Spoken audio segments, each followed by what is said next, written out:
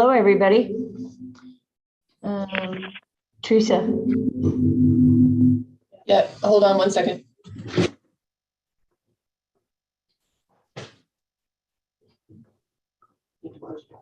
Oh, is that where we get that feedback? Yeah. Okay, thanks.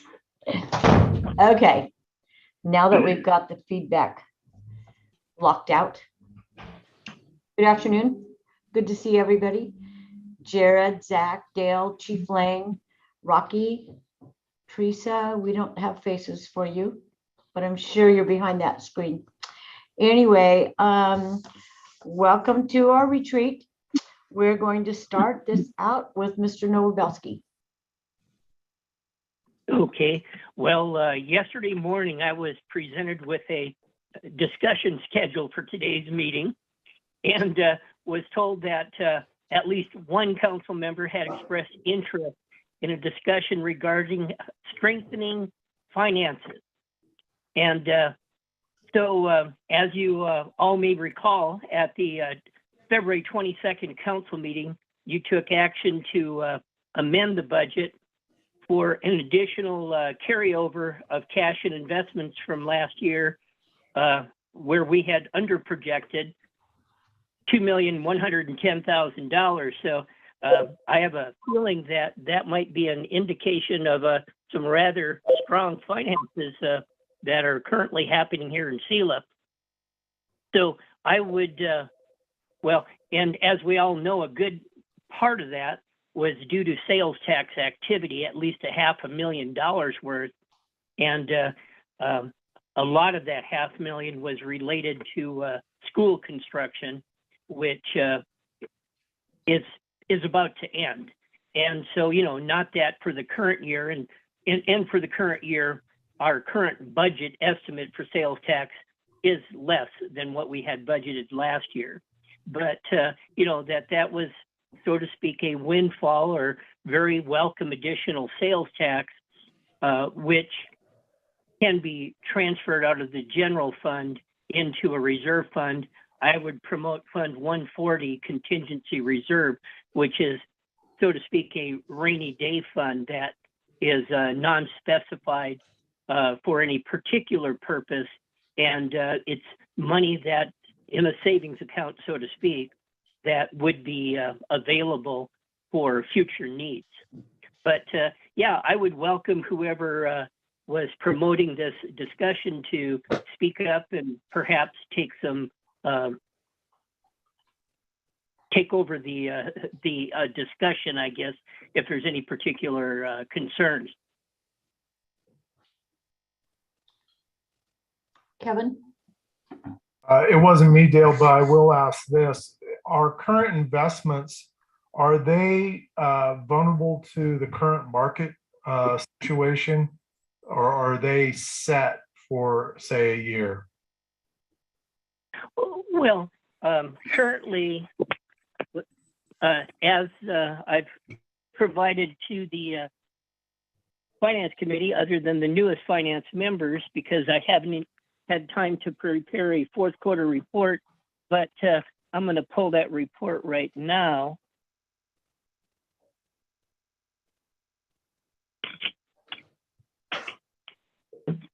And, you know, as you can imagine, we have various investments with different maturities. Currently in what I'll call liquid investments, which is the State Treasury LGIP, Local Government Investment Pool, and the Banner Bank Money Market Account. Those are liquid monies that they're not committed for any particular point in time. And currently we have over $8 million in there, which is more than half of our investments, that we're over 16 million of investments. Then we only have one certificate of deposit, and it's not scheduled for maturity until November of 23, but it's only paying 30 basis points, which is 0.3%. So it's very unfortunate what, well, some of these investments are paying. On that liquid money, it's even sadder. The State Treasury LGIP is paying 0.08%, less than 0.1%. and the Banner Bank was at 0.2%, but that was reduced here last month as well by the bank, and they have that ability, based on market conditions. Then we have a whole bunch of federal securities that are in safekeeping with U.S. Bank safekeeping custody, and they're FHLMC, Farmers Home Loan Mortgage Corporation, FFCB. Offhand, I don't recall what that particular acronym stands for, and then FHLB, Federal Home Loan Bank, I guess. But in those different investments, they're all paying about 0.2% interest.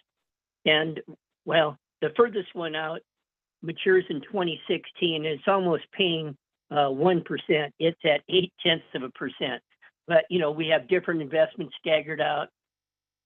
Currently, the market is undesirable for investors, so to speak. Although even a pittance is better than nothing. But yeah, it's not a good investment scenario right now. But as at least I've heard, supposedly the Fed is looking at perhaps several adjustments anticipated in interest for the upcoming year. So, as far as I'm concerned, I hope that takes place. If I was looking to borrow money, I wouldn't be using that approach. So. Thank you. Dale, I'll speak up and let you know that was me. And Oh. I don't question very often your efforts on our finances. You do a fine job. The reason I mentioned this is because of the point you made earlier. Our sales taxes have exceeded what we expected year after year for the last several years, but we've had major construction projects going on. So my concern is not that the finances are bad, but what's our plan moving forward? This may not even be under your purview, but what's our plan moving forward when we don't expect to see such large construction projects? How are we putting money away, like that rainy day fund, when we're going to have, like I said, what we expect to be lower sales tax rates based on less projects happening? Yeah, and I'm going to offer that, I think something good about the approach we use in our budgeting is that we are conservative in our estimation of revenues, in particular sales tax. Thus, we have these significant adjustments at the end of the year where, son of a gun, that money wasn't anticipated in the budget, because normally when we budget, we attempt to keep our expenditures within the estimated revenue range. We do not intentionally underestimate our revenues. However, we are conservative in that estimation, which I think is a very good approach.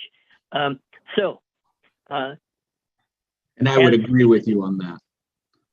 Well, and so, yeah, as explained, as long as everybody keeps a cool head and doesn't go wild and crazy on the expenditure side, our budgeting allows for the controlling of expenditures within that conservative estimation. So next year, when we don't have that surplus in revenues, we're still going to be able to have adequate cash flows and revenues in order to offset the expenditures at the current level, even after some inflation adjustment and those sorts of things. As far as savings, yeah, that's always a good thing. I don't think, though, that necessarily one has to, well, for the utilities, we do budget where we set aside money into the reserve funds. On the general fund side, we're just usually awfully happy when we're able to keep the expenditures within the estimated revenue range. So rarely at the beginning of the adoption of the budget process do we earmark or specify a particular dollar amount that we believe is going to be excess money that we don't really need for current expenditures that we can move to a reserve fund, that typically is done after the fact. And, Right. I don't think that's a bad approach.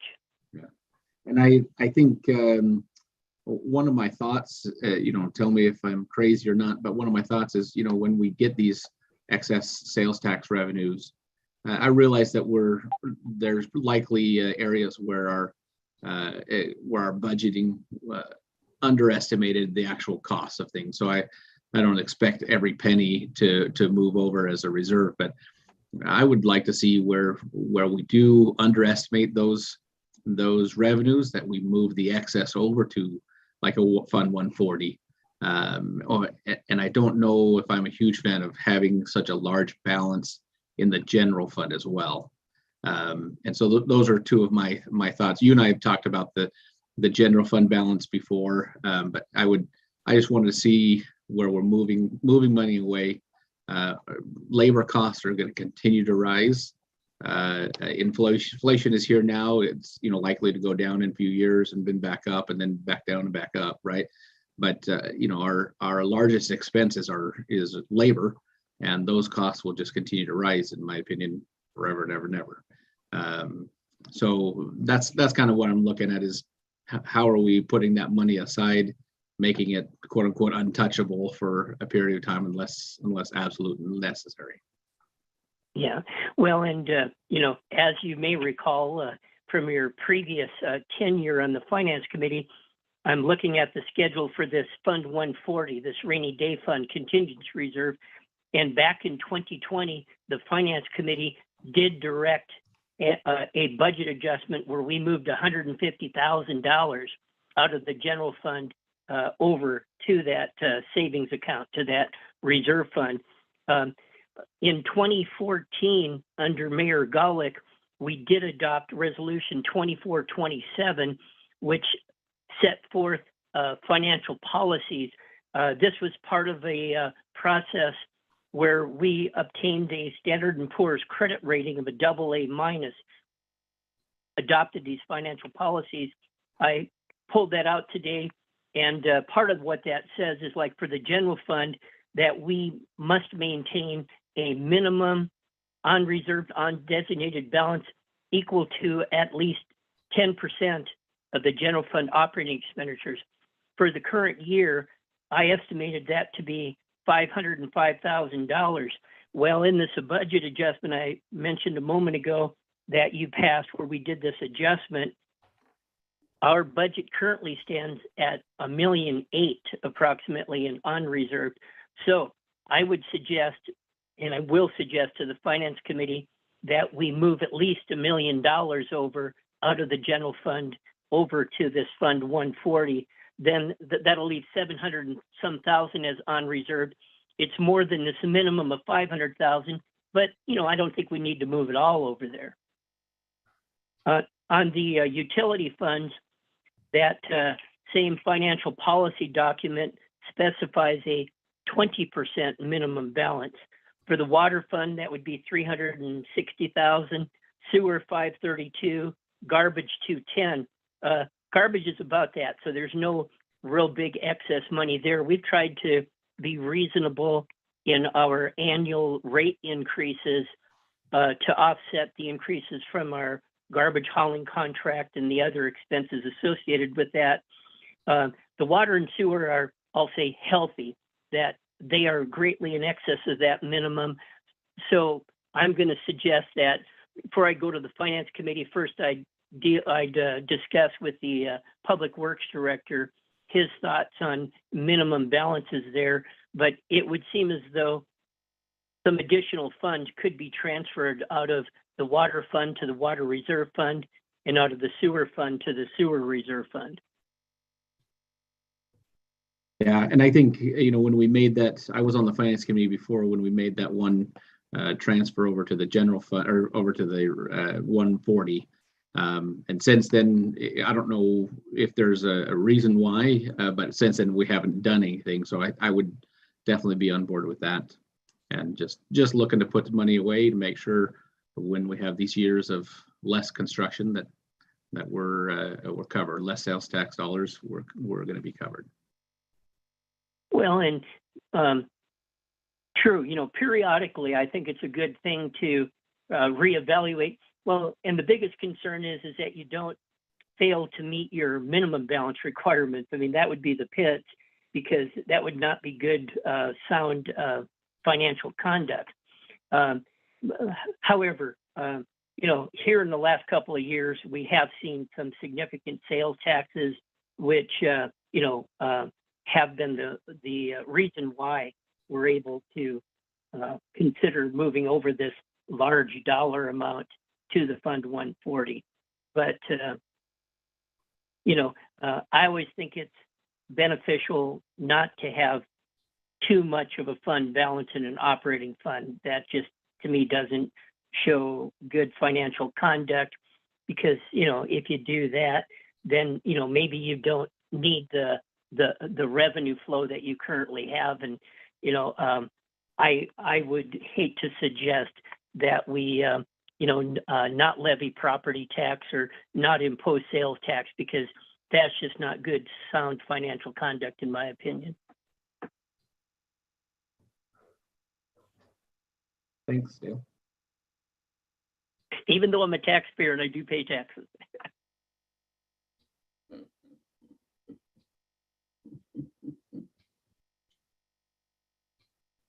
But so anyhow, I'm just trying to get the books closed for January, and I get these, upcoming events here. And so as soon as I get my ducks in a row, I will be talking to the Finance Committee and the Public Works Director, and we will definitely move ahead with that effort. Kevin? Yeah, has there been a discussion about what we budgeted for fuel for both for the city and for the police department, if that is going to be adequate this upcoming year? Well, and, as you can imagine, like I say, I haven't even given these department heads their January financial report yet. And here I am the second day of March. So, as soon as they get those numbers, I'm sure they'll be giving some feedback and consideration to those type of issues. Well, and even then, fuel is a component of our cost, but thank goodness it's not like, a major component of our operating costs. So, yeah, even though no doubt fuel costs are going to have a heck of a struggle to try to stay within budget, and I don't think they will for what we've currently estimated, I don't think it's going to break the bank. However, yeah, as soon as I can start giving these department heads some comparative information, then we can, do a more valid evaluation, whether that is the scenario. Thank you. Joe? When we did our budget last fall, we had discussions with the department directors and on fuel, and we had discussions, and some of those we raised up. I mean, nobody had any idea what was going to happen with Russia and what impacts that may have. I mean, they're all over the board with that. They're talking $4 to $7. Who knows what will happen? And I see Jeff's hands up, so maybe he can add. We got a project, yet one more project with the school for a bus barn improvements. I don't know how large that construction dollars is. Maybe he knows. So we've still got a few things going on. We've got another need in the sewer department for about $800,000 to replace the sewer line up on Fremont. Since now that we were selected for the grind and overlay up there, it'd be a shame to put new asphalt over on that road up there, because the sewer line now comes down between Fremont and Bartlett, and we've been in there numerous times over the years and fished out sticks and roots and rocks and whatnot. And so it'd be nice to put a new main line down Fremont and turn that one behind those people's homes into this a sewer that serves them. So there's a few items. Yeah, as soon as Dale gets his January together and gets ready for the finance committee. Yeah, we'll be doing some talking. Joe, Jeff? Yeah, I guess I'll apologize. I was having a little bit of a Zoom issues signing on, so I didn't get to hear about the first 5 minutes of the meeting. But to answer Kevin's question and kind of bolster what Joe has already been saying, and I'm sure Rocky would chime in and agree. I know for Public Works and for planning and building, we did go and increase our fuel somewhat, but like Joe said, I think that we may be able to get by depending upon how much things go up, but at this point in time, we don't really quite know. With regard to projects, I don't have an exact number for the school district, what that's going to generate in for valuation, because they haven't actually submitted the plans quite yet. We do expect it to be a significant project. There's also a remodel going on one of the administration buildings for the school district that is going to be coming in this year. Then it's expected that the old Selah travel trailers property will probably develop here in the next year or two, depending upon how fast and what proposals they have. We don't actually have anything that's been brought in for submittal or review as of this time. And then also Rocky and I just met with Selah Construction, who had Hillside Estates up off of Spires Road. They are going to be redoing that plat and turning it into a planned development, most likely, in hopes that they can meet this constrained housing market. And, so that should bring in some additional building permit application and fees, but in large part, the residential development is not faring so well. We have a lot of developments that have been completed. We just actually just today finished off the last lot in the subdivision off of Crusher Canyon. We will still have the sales tax coming in probably for, I would say, the next 2 years on the apartments that Graph Development is putting in. But all of the building permit application fees and everything have already been paid as of last year. So that expenditure, or not expenditure, but revenue stream won't be impacting positively the building department's revenues. Some of the things that councils can do, and when they're looking at finances and revenue streams, constricting and lessening, is you can look at different departments where they're and impose different development application fees or increase fees. With regard to planning departments, you're never going to go and be able to make that department break even. You can lessen the impact by making the developer pay for the development application fees and the processing of those applications of those people. That's allowed by state law, but you're not allowed to make a profit like if you were on issuing a building permit application. So, those are the different things you can look at. We can do those things to help, but there's not a whole lot you can do. That's all I have. And hey, Kevin, on the fuel, I went ahead and looked at the police department payments for January and February, and they were approximately $4,500 a month, which, if you rounded it up to $5,000 a month, that'd be $60,000. And currently there's 40,000 budgeted. So, under that scenario, we'd be 20,000 over budget. That's somewhat ugly. However, like I say, that's not going to bust the bank 20 grand there. but we'll see. Joe? You're muted, Joe. We need to allow about 30 minutes for each subject. We've got, we do that, we'll have right at 3 hours with the items. So if you have any other questions, please have them now, and then we'll move on to the next topic. Okay. Russ, did you have your hand up again? No, okay. Oh, thank you very much. Thank you, Dale.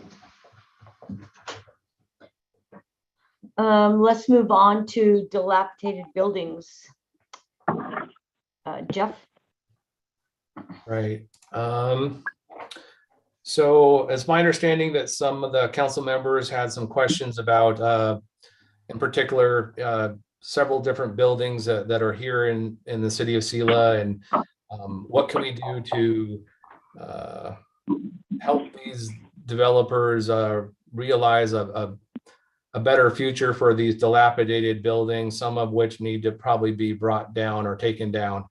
And what is the process and how can we get there? So I'm going to have Teresa, if she can, do a screen share here, and I'm just going to talk to you and kind of walk you through the different code sections and kind of highlight some of the process for two different paths. One is a building that is damaged by fire, and then the second one is one that is just damaged and needs to be evaluated. So the first scenario is the one by fire. And so we have Title 11 of the Selah Municipal Code. So this particular code here that's highlighted there, the key sections, basically authorizes the fire chief to send a notice to the property owner for a building that is damaged by fire and is structurally deficient and in danger of falling down.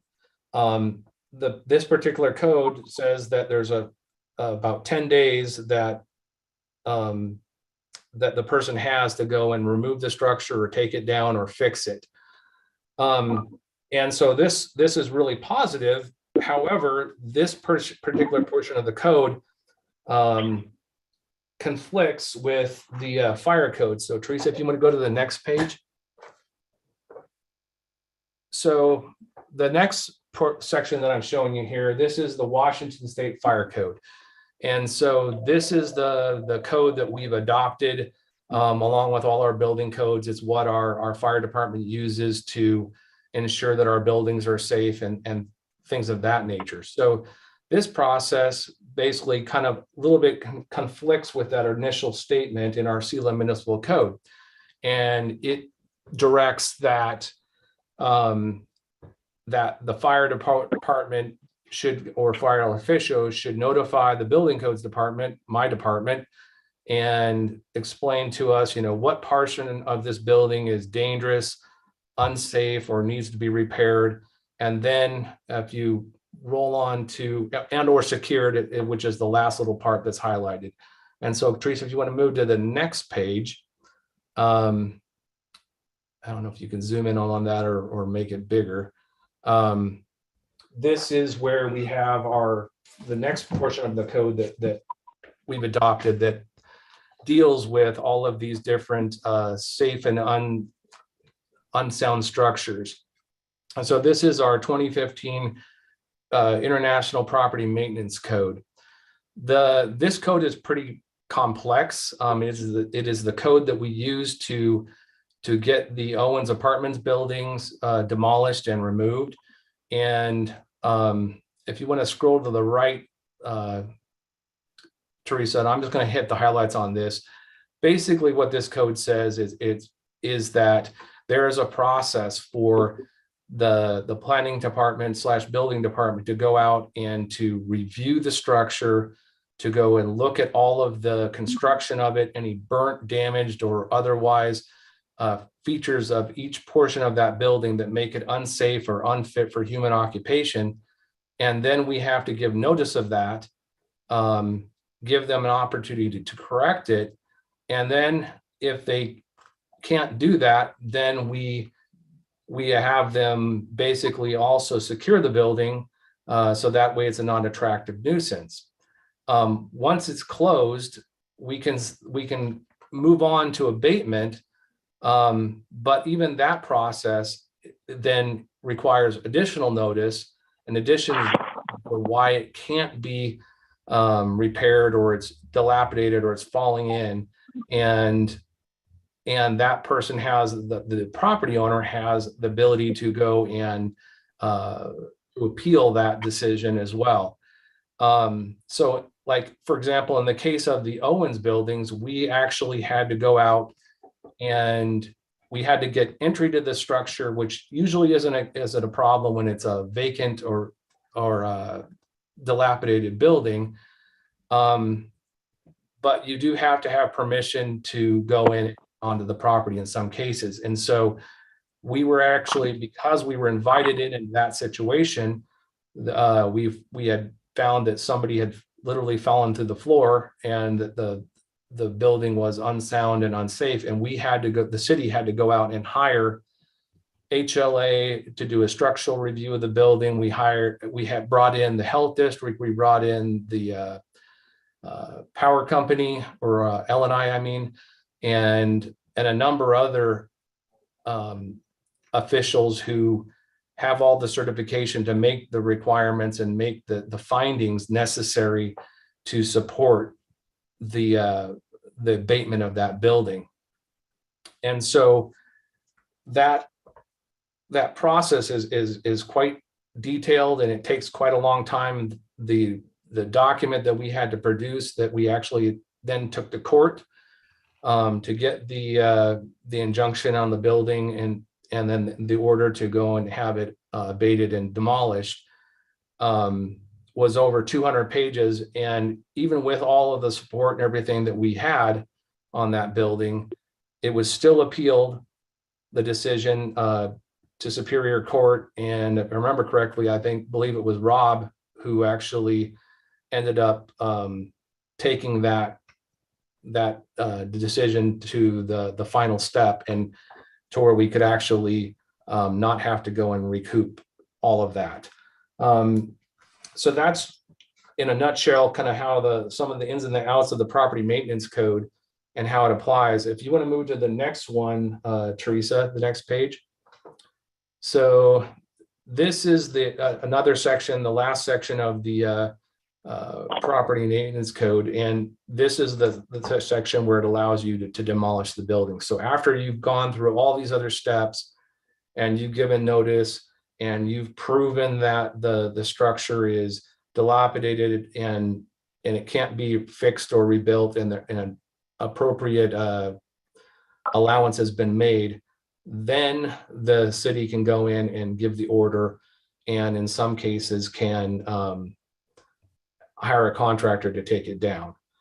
And then if we would have moved to the last portion of the code. So this is again, another place in our municipal code that deals with buildings. Keep scrolling down, please, Teresa. Go to this. So this page, yes. So unoccupied structures. A lot of what we have right now is unoccupied structures. So they were damaged or destroyed, or they're just rotten inside, and they need to be fixed or repaired. So under this particular municipal code, this is what Aaron uses to go and close these buildings up. So this code says, very similarly to the fire code and to the property maintenance code, that if it's unoccupied, dangerous, or a nuisance, then they need to secure the buildings. So that's section 658-220. Keep scrolling down, Teresa. So then 658-230 also speaks to securing the building. And then finally, there's a section that talks about buildings that are designated as unfit for human occupation. So these are all of the tests that we have to do and look at and make findings for before we can actually deem it unfit for them to go back in and live there. Where this in the process kind of creates a difficulty is, so we have some sections in the property maintenance code that speak to a very defined process and appeal processes and things in the building codes and fire codes and property maintenance codes that we have adopted. And then our municipal code has very general restrictions and requirements such as this. And so traditionally what has happened with these buildings is that once Aaron has gone out and deemed them to be unfit and or in need of being secured, whether they're damaged by fire or what have you, then that nuisance under the nuisance codes here is now then abated. And so then it gets to sit in a state where it's boarded up. And if you go, well, not anywhere in the city of Yakima, but you go in some of the older parts of the city of Yakima, you'll see many buildings that are boarded up and in the same state of the buildings we have. At that point in time, it's a council decision. Teresa, if you want to go ahead and you can take this off or and go back to the regular screen, that's fine. Then we can come back to it if the council members need to. But so when we're dealing with code enforcement and dilapidated buildings, it's a really expensive process. The city councils have to, one, they have to make certain that they want to politically move in that direction, and they're ready to receive the pushback that's going to come from the property owners, and in some cases the community members who may have some of those properties or been a part of the community for forever, or they just feel that the building is worth more than it is, and they're just waiting for the right person to come and buy it up and either knock it down or rehab the building. Then the second thing is that city councils need to, when they're looking at these things and giving the push to their community and to their staffs, is we need to have our codes, in alignment with each other, because it doesn't make any sense to end up going through the process and reaching out and falling through when we get to court. And I went through that process with the Owens building. It was not a very fun one. But we're going to be attacked on all sides legally from the property owner, and the judge is going to look at our codes and say, okay, fine. What process did you follow here? And if we have conflicting codes that don't say the same thing and don't follow the same process and give due process per state law, then he's going to throw the whole thing out. And all of the money and all the resources that we put towards this are out the window. I would say the third thing is that right now this city doesn't particularly fund code enforcement.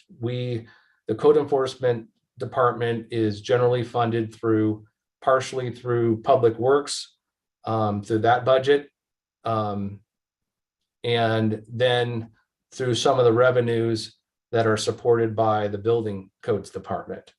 I can't remember what the split was as far as that goes, but with the Owens buildings, for example, all of the legal cost, all of the cost that we put into that abatement came out of the general fund in a fund that Dawn had set aside some money to cover that particular abatement.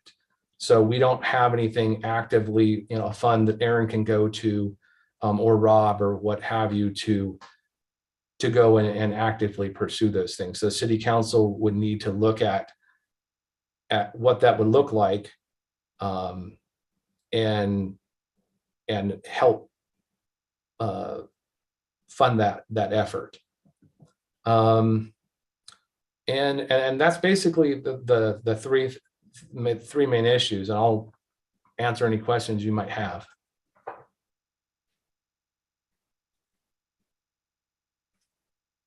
Roger?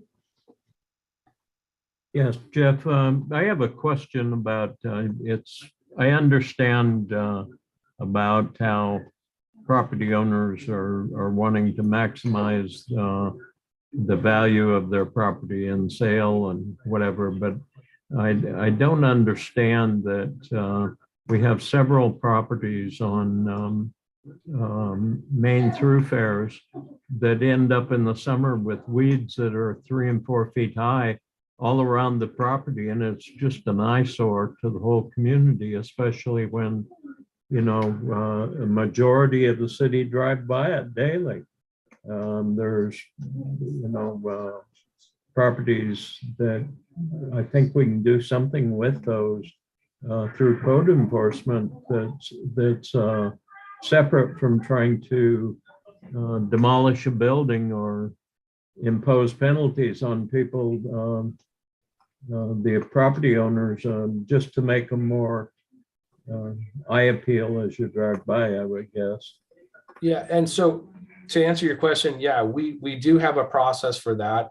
It's not quite in depth as you know, the demolishing buildings or issuing notices for dilapidated buildings, but anytime there is a lot that is weedy and the vegetation is over, I want to say it's over 2 feet in height, then that triggers, it's under the nuisance codes as well, us to have the ability to have Erin go out and she will notify the property owners, and they get usually giving, I can't remember what her time frame is. I want to say a week's time, or maybe a little bit more, given the circumstance, and to correct that situation. If the person doesn't correct it in the time frame that is given in the courtesy letter, then she follows up with a notice and order, which has a particular time frame on it. Generally, we see most people will start to comply once she goes, and once they get the courtesy letter and they get to the end of the time frame, they go, and she's ready to go and say, well, my next thing is I'm going to send you a notice and order. Then they all of a sudden magically clean up their lot. And we have that. It doesn't matter whether it's weedy lots. It doesn't matter whether it's junk in your backyard. You know, people tend to be people, and they procrastinate. So she does go after those, but just like what you're kind of saying is, if the vegetation gets back up, you know, then we have to start the process all over again. So it always seems like with code enforcement, you're always kind of, you know, chasing after the dog, you know, and you never quite get him back in the yard, because, you know, you go and tell the people, hey, let's get this corrected, let's fix this, so that, and they avoid the fine or whatever it is that we're going to put on them, or the notice and order. And then once the grass grows higher or what have you, or, you know, they accumulate more junk, then we have to start the process all over again. Because as soon as it's abated and we send the notice saying, thank you for cleaning up your property, you know, this is abated, then it's a new process. Does that answer your question? Well, kind of, but I can think of a couple properties that went all year last year without being cleaned up. And one was on 3rd Street and one's on 1st Street. And to me, that's rather discouraging for the community to see that. And yet we see these notices going out to people all the time, but those properties that are in plain view of the majority of the population didn't seem to follow that same process. Well, I guess I wasn't going to say it, but I'll just say it on camera. So code enforcement is a frustrating thing, because not only there are properties out there, and some property owners, they just refuse, and we will send notice and order after notice and order. And I don't know if those properties that you're mentioning are one of these, you know, what we would call repeat offenders, but there are some out there they're kind of stubborn, and we'll send out the notice and order. We'll even send fines, and, you know, and then we'll take it all the way up to, it'll get referred to the court, and either the fines, the abatement, will be set off, and the judge will reduce some of the consequences, I guess, for lack of a better term. And we don't have any control over that. So we can only go and send the notice and order. We can only go and push forward and continue to pursue them. But when it gets up to that prosecutor level, bring it to the judge for his consideration, then, so to speak, as they say, all bets are off. My point in bringing it up was really, isn't there something we can do to tighten up on ordinances that would benefit that more for the whole community? Then I realize, it's a two-edged sword that you need to maintain the same level on those properties that aren't as visible, but it's certainly discouraging. So I wonder if there isn't something we can do ordinance-wise that would help us out with that. Yeah, there is definitely that we can do. We can basically go back through ordinances and everything like that. And I think Rocky probably wants to speak to this as well. I know that both he and I have had conversations about different sections of our municipal code that are maybe out of date and need some strengthening. And part of the process of doing this is doing what we're doing right now, is sitting down with our elected officials and getting direction on what areas that you would like us to focus on in the future. The city council, is the policy setters, and then we are as the staff are the people that bring you back the changed ordinances or fixing of the code to meet those policies and that guidance. So I think there is, and I'll let Rocky, if you were out there, if you want to jump in and please feel free. Thanks, Jeff. Yeah, as Jeff was saying, the code needs to be updated. There's really, and I'm going to speak very plainly here, there's no teeth in the code. The fine's not enough to make it to where it deters people from not being compliant. So with that being said, again, like Jeff was saying, it is up to you to direct us on how stringent you want us to be. What do you deem as acceptable for the consequences for these properties? And then if you see a property out there, and this is for everyone, call Public Works, let us get a paper trail going on it. We have new processes in place where when anything is reported, email is sent as a work order, and then we track it until it's complete. The person who makes the request is CC'd on the email, and they see when it is complete. So yes, the code needs to be updated. We need to increase the, for lack of a better word, fines, and actually get some teeth in this. Now, that's going to be up to Rob to kind of help write that. Once we get to that point, we're going to have to look at other jurisdictions, see what their codes say. And then, because we don't want to be way out of line, because then it's going to go nowhere. We are going to, as far as code enforcement goes, it is 50-50 stormwater and code enforcement. So I have met with Chief Chrisman on code enforcement, and I have requested that, if they see anything, they and PD see anything out there, just email us, and we do the same for PD. So I would say, please call us and let us start the process, but then we also need to get together and update our code. Thank you. Kevin? A couple of different things. One, dealing with the ordinances themselves. One of the issues Jeff was describing was multiple offenses. That would be, I would think that would be as simply as more than 2 offenses.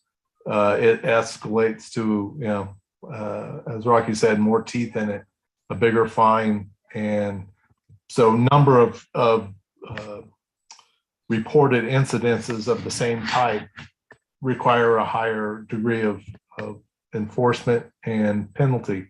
The second thing, Jeff, in looking through that document, I was trying to read through it really fast, but it was talking about when a building is boarded up because it is unsafe for human habitat or habitation. I thought it said it can only be boarded up for 1 year. And so, Yeah, you're correct, Kevin. So that's exactly it. So you have, and I apologize for the way I put it together. It's not all one. It looks like one document, but it's actually, if you look at the top of the pages, each one of them is from a different municipal code or a different code that's adopted by, the we adopt through the 28, like the 2018 fire code or the International Property Maintenance Code.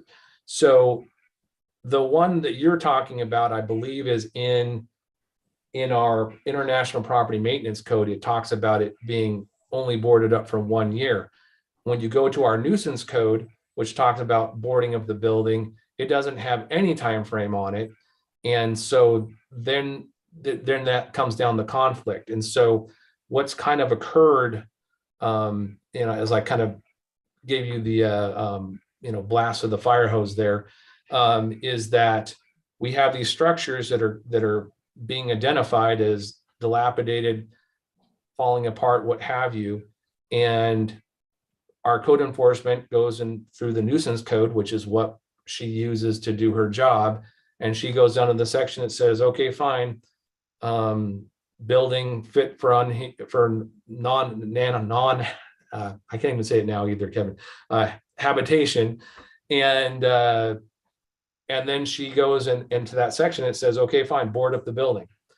So she complies with the code. She goes and has the property owner board up the building. Now, per her process and in our code enforcement ordinance, it is basically abated at that point in time. The building has been secured. Nobody can get into it.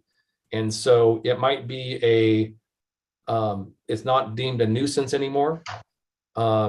It's ugly. It doesn't fit. And like Roger said, we need to go and clean up those codes. So that way we're either we're going to go and away from that, taking that section out of the nuisance code and refer to the property maintenance code and use the full process in the property maintenance code, which is what most cities have done, because those codes are updated by the state periodically, and it's a known process. Or we go and do a hybrid and change our ordinances to where maybe we change the nuisance section to be I guess a more in line with what's in the property maintenance code. okay. But you're just having a conflict between multiple different ordinances and giving non-clear direction with how to deal with these. Okay, so I guess this question will go to Sherry and Joe and probably Rob. How best do we want to approach if we have ordinances and codes that we need to update and change? What process should we as council start, and how do we do that? Where should we start? And we should have a outline of the things maybe on a yearly basis of codes that we need to or want to update. What's the best way for us to do that? Rob, go ahead. No, Go ahead. the best way for us to do that is for staff to bring to you a draft legislation for you to review and give us a support for that, or some other guidance. Something we've tried that in the past, and sometimes they would pick and choose on certain items, or didn't want to be too tough, or this. So it was difficult. But yeah, let us work on these codes. Let us bring you back some drafts to look at, maybe we'll have some study sessions, and we'll just work these items out. Joe, I think, and we can have the discussion here, but I think one of the things would be nice if you bring those to us, and then council in a council meeting prioritizes which ones we want to tackle first, what we see as the most important. It does, Okay. But everything we've got. I'm just is- throwing that for anybody to voice their opinion on. We just have a lot of antiquated codes and, yeah, where do we start? I guess we can talk to you guys about that, but we were hoping that once we get through, and we're pretty much through these, legal challenges that we've been going through, that, we'll be able to work with our city attorney and get some of these codes revised. Thank you. Thanks, Kevin. Russ? Yeah, I think, first of all, I think it should be noted that our Aaron Barnett, from what I've seen, has gone above and beyond in trying to remediate a lot of these problems, to the point of requesting volunteers to help those who can't do it themselves. And I think she works with the best system that she's got. So I think for her sanity, I think we need to have codes that are not making her job more difficult, because I think she does a fine job. So I'm on board with Kevin. I think we need to tighten up some codes for sure. One of my concerns, Jeff talked about landowners, building owners who feel like they're waiting for that next, they think their property is valued more than anyone else, and they're just waiting for that sale. There's one property that has a for sale sign, and I know people who have made phone calls and they're told it's not for sale. And this building is boarded up. It's gets frequent visitors who use the facilities for whatever they deem necessary. So I'm a little concerned that our code doesn't allow for a stricter consequences for that. And if there's an opportunity to legally enforce boarding up by 1 year or less, I tell you what, I'm on board for that. There was a property, and I apologize, I haven't driven by it. There's a property up in the general vicinity of Wixon Park that was abandoned for years and was being used for a drug site. And has that been torn down? Has that been abated? It had half the walls were broken down. I wish I had an address for you, but it was Up above the park on the hill. What was that? It's up above the park, up on that hillside, No, not straight up, but north. to the left of it. South west of it. Yeah. I'm pretty sure we're talking about the same one. It has been cleaned up. Has it? Okay. All right. So yeah, I mean, I just find we've got these properties that are an eyesore, that are quote unquote abated because they're boarded up, but I see no intention for the landowners to do anything with them. Kevin? This is for Chief Chrisman. If a property is being used for drug activities, are there other legal remedies or avenues we can take as on that side rather than from planning or anything? Well, there's, obviously enforcement action that we can take, Kevin. I know some communities have been very successful with abatement processes once they've identified a house that's being used for distribution of drugs. But I haven't really explored that here in Selah. I will tell you this, that I had a very good conversation with the lead task force last week, and they are very interested in working with us here. They believe that they have a lot of work to do in and around this area. So I may be able to give you a better response sooner than later, once we kind of figure out what we're going to do. Okay, thank you.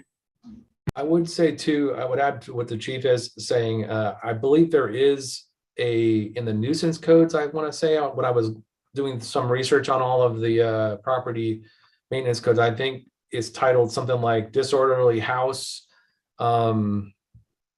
is the title of the section of the ordinance. And if I remember right, it deals with both drugs and prostitution and other lewd conduct, I'll call it. But I believe that it kind of has a similar process where basically the police would go out and identify the property, and then they would refer it to the building department or fire departments to evaluate the structure in itself, but it would be placarded and things like that. I want to also say that, I'm looking out my window right now at one of these houses. Every day, it's a constant reminder to me that it's here. And I think it's one of the ones that Roger referred to. It's right across the street from the police department. I've been here a year and a half, and this house has looked the same for the last year and a half. It is not a crime house. We don't get calls for services there. And so I just want to make it clear to council and to staff that, probably the problems with these houses that are abandoned and boarded up are not going to be a regular reoccurring problem for the police department until someone breaks into it. Now, recently, Aaron did shoot me a message about the church down on First that there were some squatters that were believed to be inside of there. And we went down and checked that out, and all of the boards were in place. We actually entered the building, and there was no sign of anybody living inside of it. So we're not seeing a lot of repeat problems at these houses. They're just eyesores, and they really, I think the general consensus is that the people who own the property aren't really doing much to improve it or bring it up to a standard. Roger? Yes, I just wanted to say that Chief Lang had his hand up for a while and wanted to know if he had something to add to the conversation. Good afternoon. Thank you, Roger. No, I think my comment was answered. I just wanted everybody to know that we've been tasked with going over the municipal code, and all departments are working on that. As far as Kevin, your suggestion of prioritizing those codes, we'd love to take some suggestions from you. I will tell you that one leads to another, leads to another, leads to another. So when I do stuff, it affects Jeff over there, and when Jeff does stuff, it affects mine. So we are all working on it right now, and we have a plan to get together, like Joe said, and bring something back to you. Thanks, Roger.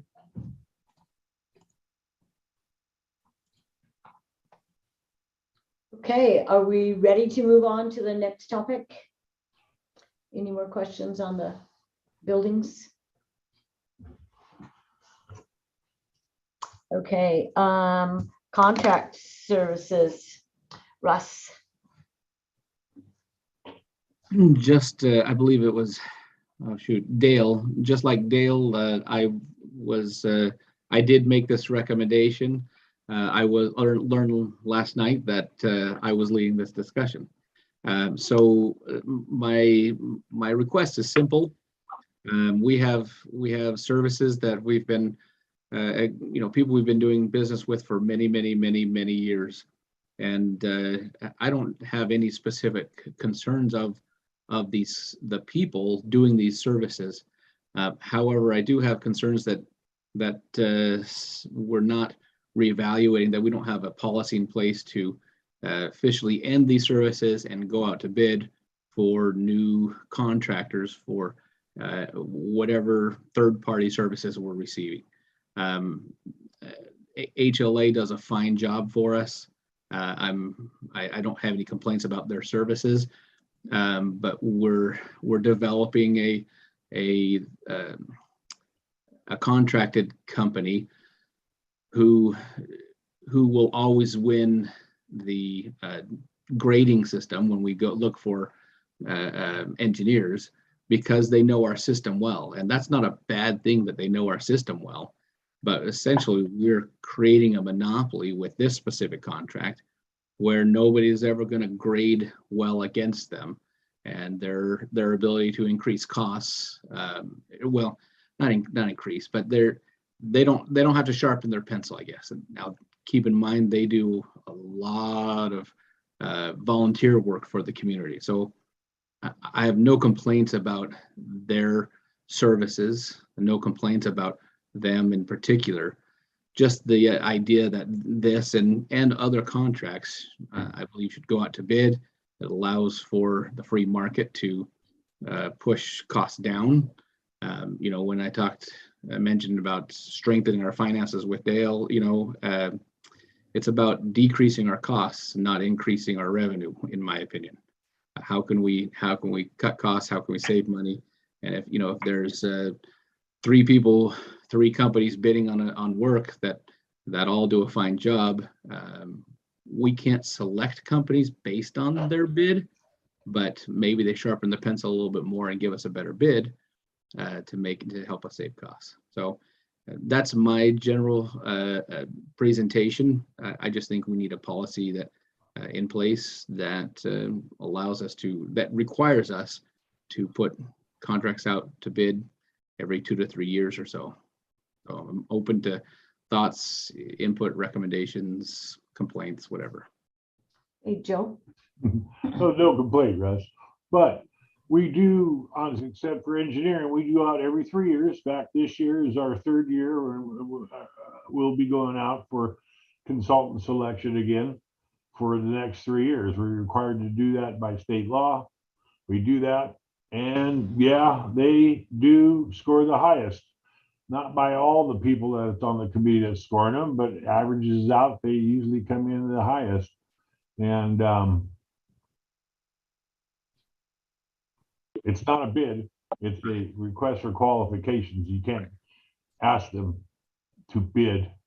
They send us their qualifications and tell us why we should think that they're the best thing since sliced bread. And that's how we've done it.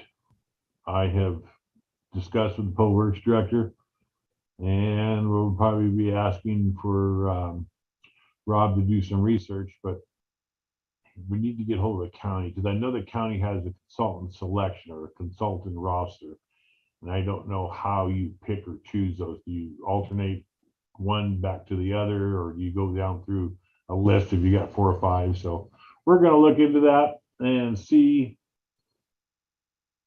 if that slope's not too slippery for us to go and maybe have a second consultant. But yeah, every 3 years we do that for consultant contracts. For items that we procure, we have an ordinance on the books that says that every effort shall be made to purchase from local businesses. We do quite a bit of purchasing from a local business here, and they may not be the cheapest. They have a very good selection, and so we try to adhere to that ordinance for most items that we procure. If they're not available in town, then we'll go perhaps to Yakima or somewhere else to get some of those items. But like, pardon me?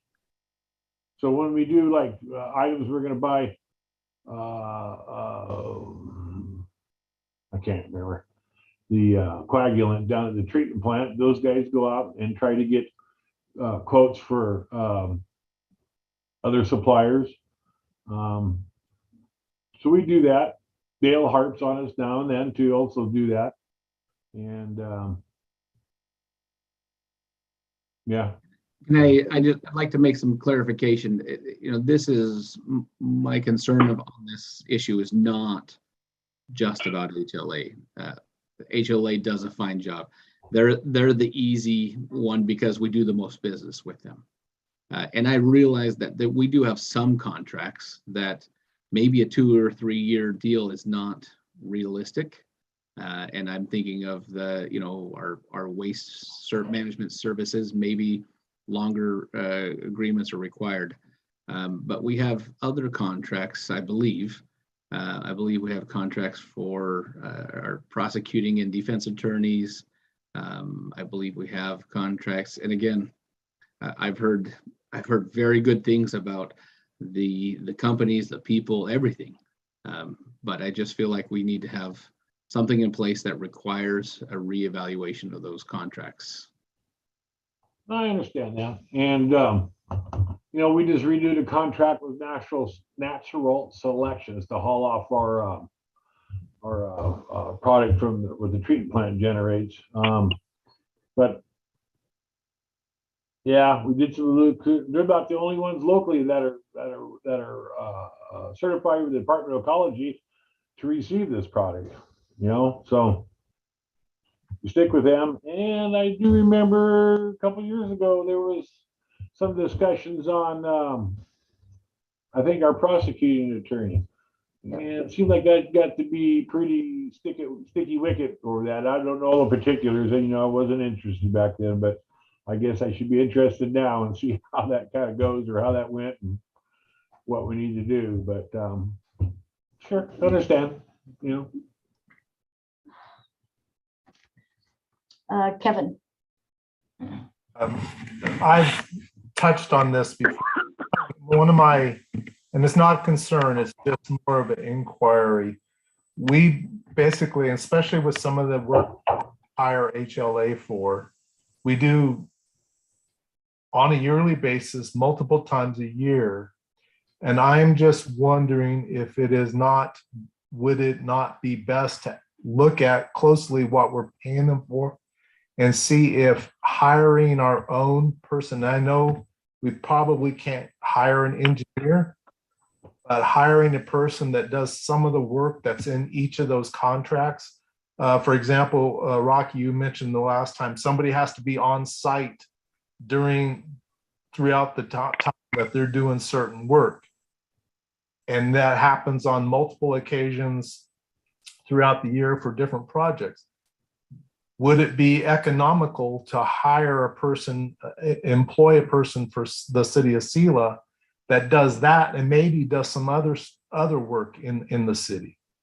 I just wonder if we ever stop long enough to look to say, I bet we could hire a person, save 10% a year off our contracts. So that's my only. Let me jump in, Rocky. Last year, the year before, I got council to approve after many years of asking to hire an engineering tech. And we did that. And we now have this person doing the inspections on the school district project for John Campbell. And we're also going to have this person do the inspections on the Natchez Avenue sidewalk replacement. In fact, the consultant made a comment the other day, and it was jokingly made that, how do I put this? They were cognizant of the fact that they're only going to do the certified payroll and some of the other paperwork, and that the city was going to do the inspection, and we're going to save some money by doing that. So we have been doing that, but I've also have given this young man he does all the inspections for us up there at Graphs Development. He's doing our ADA walkthrough right now and noting down deficiencies in buildings and sidewalks and wheelchair ramps. Yeah, so we're trying, but like I say, we're also utilizing this person to get some of these other little projects done. We need to get an ADA compliance program together to make us in line with WashDOT requirements. So, but yeah, no, we've done some of that. Thank you. Just make sure that we're cognizant of that and looking. We have, and there's been discussions in the past about hiring an engineer, and that engineer could do this, but it's not just an engineer, it's a whole village of people that you get to do a job. You've got surveyors, you got the engineer, you got the drafts people, and then you've got to have the plotter and all this other stuff in order to do that, the survey equipment. So unless you want to have a full engineering department with all those people that are specialized in what I just said, or several of them, and the equipment, you pretty much have to hire your mechanic if you can't do all your work yourself. I understand that, and I appreciate it. Thank you. You're welcome. Jeff? Joe, another contract that popped in my head that I've been thinking about was IT services from the city of Yakima. What would it cost? Can we find a third-party IT contract that would save us some money there? And that's, like I said from the beginning, this isn't about HLA, even though they're one of the larger contracts. They are, and understand. But I'd have to look at that contract with the city of Yakima. We got in with them, up to our eyebrows, and that they do everything. They come out and install the new computers. They do this, they do that. They have to go into their network in order to add computers or to make changes. And I don't know how we would get an outside source at this day and age to be able to have access into their system to do that stuff. I think they would tell us no. So I think Kevin's the best answer for that one. But my opinion, my rookie opinion here, my inexperienced opinion is that it shouldn't be too hard to find some. I mean, setting up a computer is not that hard. Oh, they'll come in and hook it up and do this, that. Yeah, that would be a big deal. But it's just like we're wanting to buy some computers. We're paying something like $70,000 to $80,000. Why not? It's ridiculous how high it is, but we're getting. I'll tell this story because I was fat, dumb, and happy down in Public Works. We had our own server, we had our own IT company, and everything was going on. Well, then along come the big scenario with another administrator, and he was caught shredding documents, and all of a sudden, we got to go with this other place to keep us secured and keep the people out of certain portions of our computer network. And then this thing just kept going from there. Yeah, now we're paying just a gob of money. Well, let me say something, I guess, on this topic. I wasn't going to plan on weighing in on this one, but so one of the things we have to understand when you're dealing with going with the new computer system is right now the way that everything is set up is they provide us all server space that we have a dedicated server. They have a server that runs our email, and they handle all the software needs for going and tracking all of our public records issues where we need to have retention for our email, everything else. They do our antivirus protection. They also are providing us the remote connections to laptops and other computers, and also our phone devices, being able to run their email through through their POP server, going out to your city emails on your own phone, personal phones or work phones. They provide service to all of that. And then any other equipment we purchase, whether it's monitors, whether it's the computer systems themselves, they'll come out and do the setup and everything else. I don't know if there's a firm out there that could go over there and to give us the network and the reliability that they have. We also have, Joe didn't mention that we've installed a fiber line directly from City Hall that runs all of our system and goes directly into the city of Yakima system. But I mean, so it's just not buying a computer and installing software. I mean, I can do that. A lot of people can. It's all those other services that the state and federal governments are requiring us to do, and requiring us to have more secure systems and networks. That is the problem. I guess the other topic that I wanted to kind of weigh in on with what Joe said is, with regard to the engineering consultant selection. Joe's asked me to sit in on that and to score the different engineering firms and for the past two cycles we've had. And yes, both times HLA won out. And they generally have higher scores. But I would say that the first year that I was here, they were, I think, one of two firms that submitted their qualifications for review and consideration.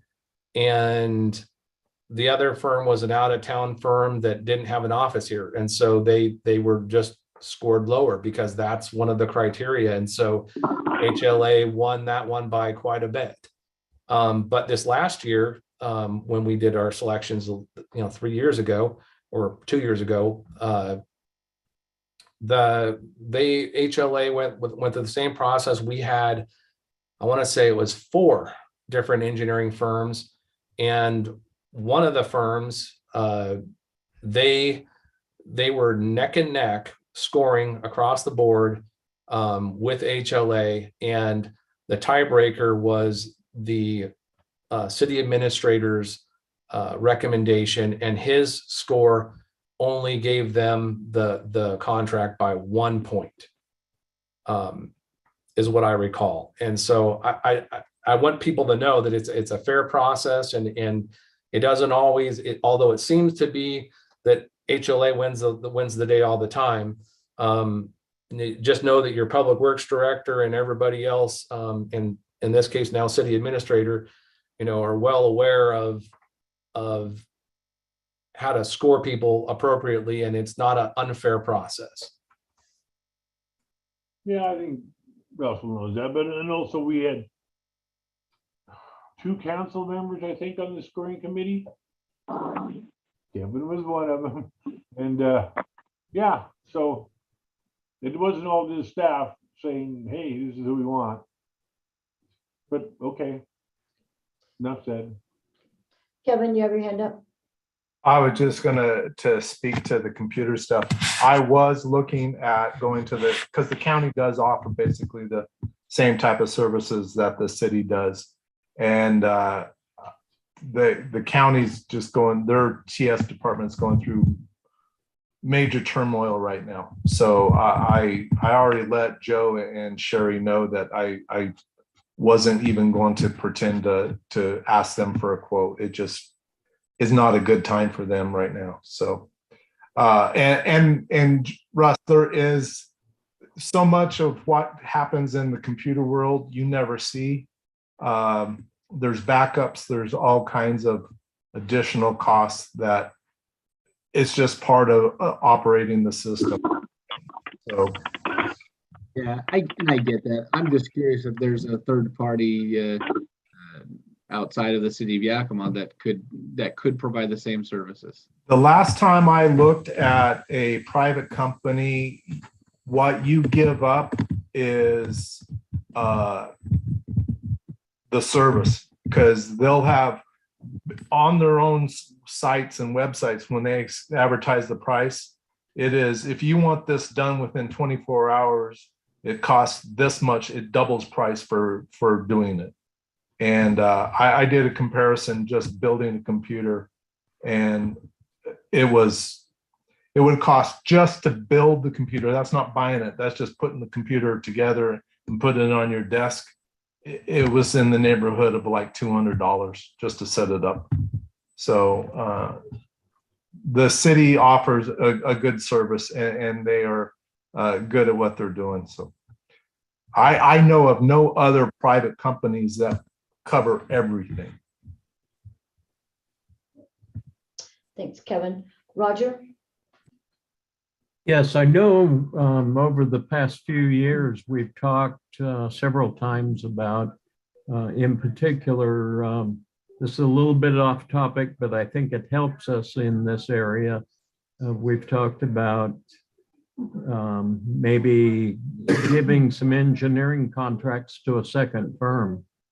And I think this might be worth evaluating from the standpoint that if we think that we might be locking ourselves into just one price, that at least it would send the message, while I agree HLA has done a fantastic job for us, we have no price check on them. And that might do that. So, you know, it wouldn't have to be very much, but it also gives another company a little bit of insight into how the city operates. And it might then balance out your choice.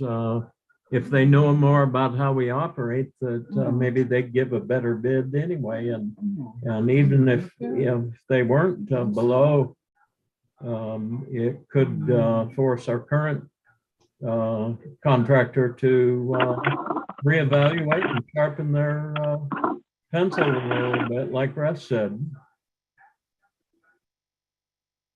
Thank you, Roger. Kevin, do you have something else? Your hand's still up. No, okay, okay.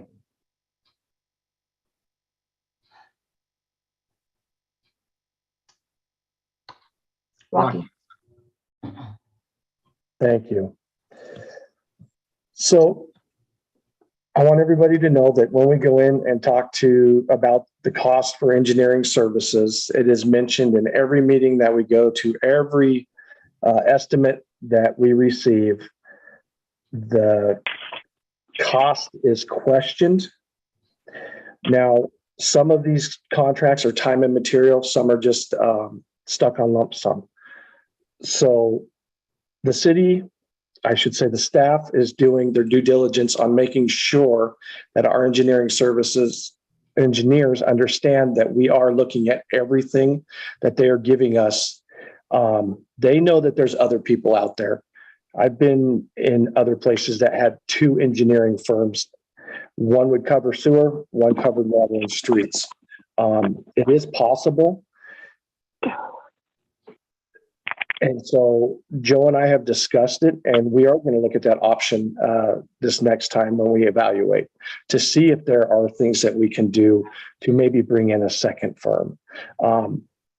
Big projects and engineers like HLA or GNO in Yakima, they have support. GNO has support over in Seattle. So, you know, they would be an option. PLSA, a little smaller. So we are talking about it. We are going to look at it when we go out for engineering services. That's all I wanted to say. Thank you. Thanks, Rocky. Okay, are we ready to move on to our next topic? Joe, let's talk about the Civic Center. Yes, thank you. Yeah, I wanted to talk a little bit about the Civic Center. You know, the last few years we've talked about razzing the building, we talked about building a new building, we talked about this, and there's been people that are adamant that that building should stay because it's just something, it's part of Selah. And anyway, that being said, so we've got some other folks that are interested in wanting to do a remodel in the foyer, and just so I'd like to get a consensus from council, because I'll have to. What really should happen, since the building's over 4,000 square feet, in order to do a bunch of remodeling and whatnot, we really should have an architect look at this building. And I know that the one was brought in a few years ago by the last city administrator, but I think personally, from what I heard, that was a slanted type of inspection where they were wanting to look at tearing it down and not saving it. Yeah, it used to be a movie theater, and it was just the main building. Then they added on the Legion room, and then they added on the senior room was added on, you know, and then I remember that I was asked to get an addition in the back where the other bathrooms were put on. We added that room. So yeah, it's got panel boards. Well, it used to have a lot. When the LNI inspector got hold of it, when we went in there for the last bathroom, we had to fix a bunch. But yeah, there's panels going here and panels having wires go there. So anyway, what I'm saying is I'd like to get an idea what it costs to bring an architect in, come back to you guys and ask for some money to get an idea, what an estimate, what it would do to bring some of that stuff up. We've got some minor things that need to be done. There's some ADA items. Some of the bathrooms need some grab bars done, just little nickel and dime stuff. We need maybe a water closet moved over, and the sink in the kitchen area. Some of that stuff isn't quite kosher. So I would just like to fix some of those items. And I would just, like I say, would like to get an idea what it would cost for us to look at. There's been ongoing discussions about the size of the park and rec office being too small, and there's not enough room to work in there. And so, unless you guys tell me no, I'd like to come back with you for the request for a budget adjustment so you can do some of these other repairs and also look at some other remodeling projects to work on that. Maybe we do a portion at a time, or maybe we just look at all of it and see what's the most need. Is it plumbing? I think we did some plumbing repairs before, and I think we'd be okay. But is it electrical? You know, the heating system has been there forever. Heating and cooling, I don't know what kind of conditions that's in. I'd like to hear what you guys have to say. Joe, do you have a gut feel on how much you would request for on those? No, we just did the ADA walkthrough the other day, and there was like 12 items. Not a lot. Those are all just, you know, I'm looking at them. They're just kind of nickel and dime things, signage, grab bars. All right, let me rephrase. I meant about your request to bring in architect. Yeah, for the architect. No, I really don't. I went back and tried to find if there was some information when Don had Tri-Hill come in, but there really wasn't. I know that they brought her in, and I can't find a report, can't find any white sheet, nothing. There's nothing. There's nothing on there, so I don't have an idea. I remember him just telling me, "Well, there's roof problems." I know there's roof problems. It's been we put a new roof on it, but it's got some drain issues with some of the antiquated scupper drains in the back of it, and you know, we took off the old roofs years ago and put on the tin roofs, and that has been a big help. We eliminated those leaks. We stuck a hood and duct system in the kitchen, and I just like to look at that stuff. I mean, I don't understand. You know, we're going to run it into the ground. You know, we did finally. I got the parking lot expanded, and we just, you know, I don't know. Maybe if you did that, you'd get more interest in renting the facility. You know, I'd like to see the whole front of it done, the facade. Get rid of that popcorn wall out there, and redo the canopy coming in, you know, and just, you know, I just like to do some work on it, unless you guys just don't want to, but I can't believe you don't. Mike? I do. I'm ready to see some updates to that building. Being involved with one of the volunteer groups here in town and going there frequently, especially around the Christmas season, yeah, there were all kinds of issues that we ran into. And so also being involved with the group that is trying to make some, I guess, some beautification things there in the foyer. Quickly found out that it was going to be much more expensive than what money they had. So yeah, I for one would love to see some, whether it be updates or just remodel, whatever it is, because for me, I see it as a lot of people that come from out of town, that's the only thing they see of Selah. And especially when they come there for some type of event. So I think it's a building that we should at least show that we take pride in it, especially when they're renting it, and that's the only thing that they may see of our city here. So I'm all for it. Whatever we need to do to help with that, from the office to the entryway, the front of it, whatever we can do, I'm in. Okay, Cliff?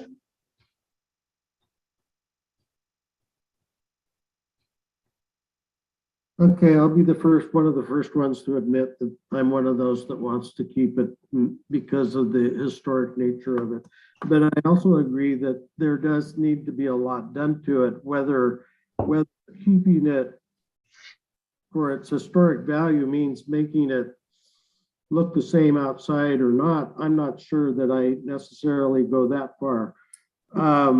Because it does need, but we also have other city facilities that need upgrade, including City Hall. Next week, we're going to be talking about the police station. And so it's sort of, where does Civic Center fit in our priority list of needs? Yes, there are definitely upgrades. And at what point do we get to the necessary repairs and maintenance to keep it going nice, and total remodel or rebuild? And at what point, what kind of expenditures are we going to be talking about? And I agree with Joe that we need to start looking at that. Does that mean investing a couple of $100,000 to an architect to look at? I just pose that question. I don't necessarily, I think to have the architect look at it and stuff is probably someplace where we are that we go next. But after we invest in having an architect look at what we might be able to do with it, do we have is it then high enough priority that we want to continue moving on it? Or is it just another, let's look and kick the can down the road again? well, I think if you get an architect in and you get some recommendations on some items that we would choose, I would just let them come up with all the ideas. But like say, what an idea to redo the front of the building, and so we just put like a little comp plan together for this thing. Here's project 1, project 2, project 3, and the approximate cost. And we just keep picking on those and getting them done. But right now, like I say, we've got somebody wanting to do some work in the foyer, but now there's more money what they had. And so how much is that? Does the city contribute to that? It just goes, I mean, we don't have nothing. Just don't have anything in plan for it. So Kevin? I would just go as far to say that of all the buildings in Selah, one that the public would most like to see something done and kept nice would be the Civic Center. Even over as bad as the City Hall needs work, I don't think the public cares that much about that as they would the Civic Center. So I think it would be, I don't think we'd face much political backlash in putting resources into the Civic Center. you know, and you're right, City Hall does have some problems too. When it rains, it leaks out front, so the ceiling panels are out of it. And I don't know, some of you guys came here this winter, it was cold in here. And then the summer, it was just blistering hot. And so there's some stuff we need to do here too. If we're going to stay here for a few years, that'd probably be second on my hit list, is to come up with some ideas to make this a little more pleasant and just make the working environment better. It's like out front where that bench is at, that concrete, it just fell apart. You know, I remember I designed that wheelchair ramp and Garner Construction built it. It's probably been 20 some years ago and it just got oversalted and it's just falling apart. And that stuff needs to be fixed. It just looks ratty, you know, and I don't think that's an image we're trying to portray here. Because I remember when I went on some of the, you know, the school tours, some of the things I saw I was kind of disappointed in how they were maintained, but. Joe, I don't disagree. I just don't think the public cares that much about your comfort over the Civic Center. That's. Boy, they would if they were in there last summer. It was so hot. And with the Civic Center, I agree. We need to start somewhere and start picking away and have a plan, you know, a 10-year plan. Every year something is done to that Civic Center. But with that plan, we need to keep in mind that we can't keep hodgepodging things together. You know, if we put 5,000 into a project and next year the plan is to do something that's going to just throw that 5,000 away because it tears that up to fix what was in the plan. You know, we just need a plan. Yeah, maybe the study will tell us that it just isn't worth spending 100,000 on. You know, the other night, my wife made the comment to me about John Campbell being tore down. She goes, they just put like a $50,000 roof on that thing a few years ago. And I go, yeah. But it needed a roof at the time, and they didn't have the you know, the finances to build a new school. So sometimes that stuff happens like that, you know. It's unfortunate, but. Yeah. Let me suggest something. The city's actually already done this on another building here in town. If you all, well, some of you weren't here at that time, but some of you are. If you recall, when we were looking at moving City Hall over to the Wells Fargo building, we went through HLA, through our engineering service contract with them. They have on contract BOR architecture. Matt Reed is their one of the principals that I work with on that project.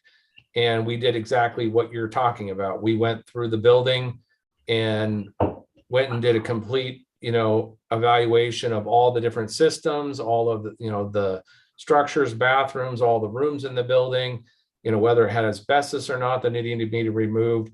And then there was like a prioritized list that was, you know, generated of what it would cost to fix or upgrade or repair. And even we include, I think, an addition into that, onto the building, into that proposal.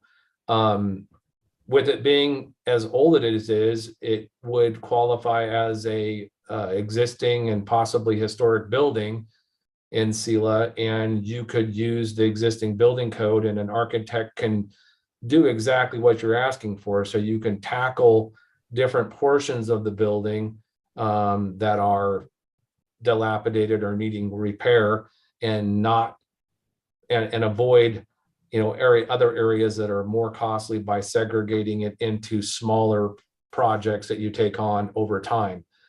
So you don't have to, say, for example, that all the bathrooms need to be totally torn out and you're gonna have to dig up the entire floor and redo everything because it doesn't meet ADA compliance. You could go and segment off that portion of the plan for your initial building plan submittal, and then focus on like the office, you know, area, which was, you know, a lesser cost. So I guess as far as cost goes, I was trying to look up for everybody what we did on the other one, but it's too far back in the email system, so I wasn't able to bring it up. But maybe Teresa, as we're talking on the other topics, can look back. I think it was 2 years ago that we took that contract to the council for approval to get that. Wells Fargo building? Yes. Oh, I think that was $7,000 or $8,000 to do that. Yeah. That's why I said I don't believe that it was $2,000 isn't going to get you where you want to be. No, that's why I wanted to bring that up when you brought that up, is that I want council to get sticker shock when we come back with a 50 or 75,000 to look at the Civic Center, which is, you know, 10 times the size or whatever. But yeah, I don't know if Teresa can, you know, if she's listening and if she can quickly go back and do a search. It was like $7,000 or $8,000, something like that, to do that. Yeah, it isn't gonna be just, a couple $100, that's for sure. So, Right. And Jeff, we weren't looking at Wells Fargo for the Civic Center. No, so the Wait. Civic Center originally was Trejo, and Right, they did do a walkthrough, like Joe is correct. So they went into this building not to evaluate how dilapidated or in need of repair, like Zach has explained to us in a staff meeting, about, but rather to go and look at the building and with the idea of how could they build another building beside it or in the parking lot, and I don't know how to connect it, but have some kind of breezeway or connection through to the buildings, and then the community can make the decision at a later date, of do we knock down the Civic Center then afterwards and then build a new one and connect them and marry them back up, or whatever we're going to do. So she didn't really look at the actual building itself and give an evaluation. I don't think she looked at it to save it. No, She looked at it to eventually remove it. right. Keep it operational while you build a new one because of the parking problem. Well, the parking problem right. been somewhat resolved, so. I From think the off, Zach has been patient. yeah, from the office of the subject. Zach? Say, coming from somebody who spends a minimum of 40 hours a week here, the outside of the building for me, it's a little bit dated. Like Joe said, it'd be nice to get that popcorn stuff off and maybe fix that awning. But the foyer, it's dark. There's no natural light other than from the front doors. That trophy case that we've got in here is wired for lights, but that's shot. So, typically those could be, all three of those spots could be lit up. The heating and AC, Joe, they work great. Our problem is we've got 1/2-inch gaps in every single exterior door in this building. So a couple months ago when we hit, highs of 12 degrees or whatever it was, our Cascade natural gas bill doubled just because our system was working that much harder to keep this place warm. It does the same thing in the summer just to keep it cool. To touch on our Parks and Rec office, there's a reason I'm upstairs with no windows, stale air. 4 people down in that office is way too many people. Even it's small enough, even with just Ron and Kelsey in there, that if they're both fielding phone calls, one person has to lower their voice so that you don't hear a conversation from the person sitting next to you. I've been in there with 4 people when Teresa had my position with the chamber, and it was a battle every time. If you had 4 people on the phone, forget about it. So, that it'd be nice to see a little more light in the foyer. It'd be nice to have a little more office space. It'd be ideal for me to just be able to have a conversation with Ron and Kelsey, being in the same office area, instead of having to call and hope they haven't stepped out of the office or they're not at lunch or something like that. So do I think that things need to be done here? Absolutely. And I'm definitely on board with Joe. He started out with, he just wanted the opinion of council to know if he can go out and see if we can get some things done to fix this place. I'm not for or against knocking the Civic Center down and rebuilding something. If we can patch it up and add some more space and make it look a little prettier, I'm all for that too. But I'm not married to any idea one way or the other. I just figured I'd weigh in, being somebody who's here every day. What we are dealing with down here in this building. And it'd be nice for it to look pretty. It'd be nice to have room for the entire department to be on the same level and maybe be able to collaborate more easily throughout the day. But that's all really I have to say about it.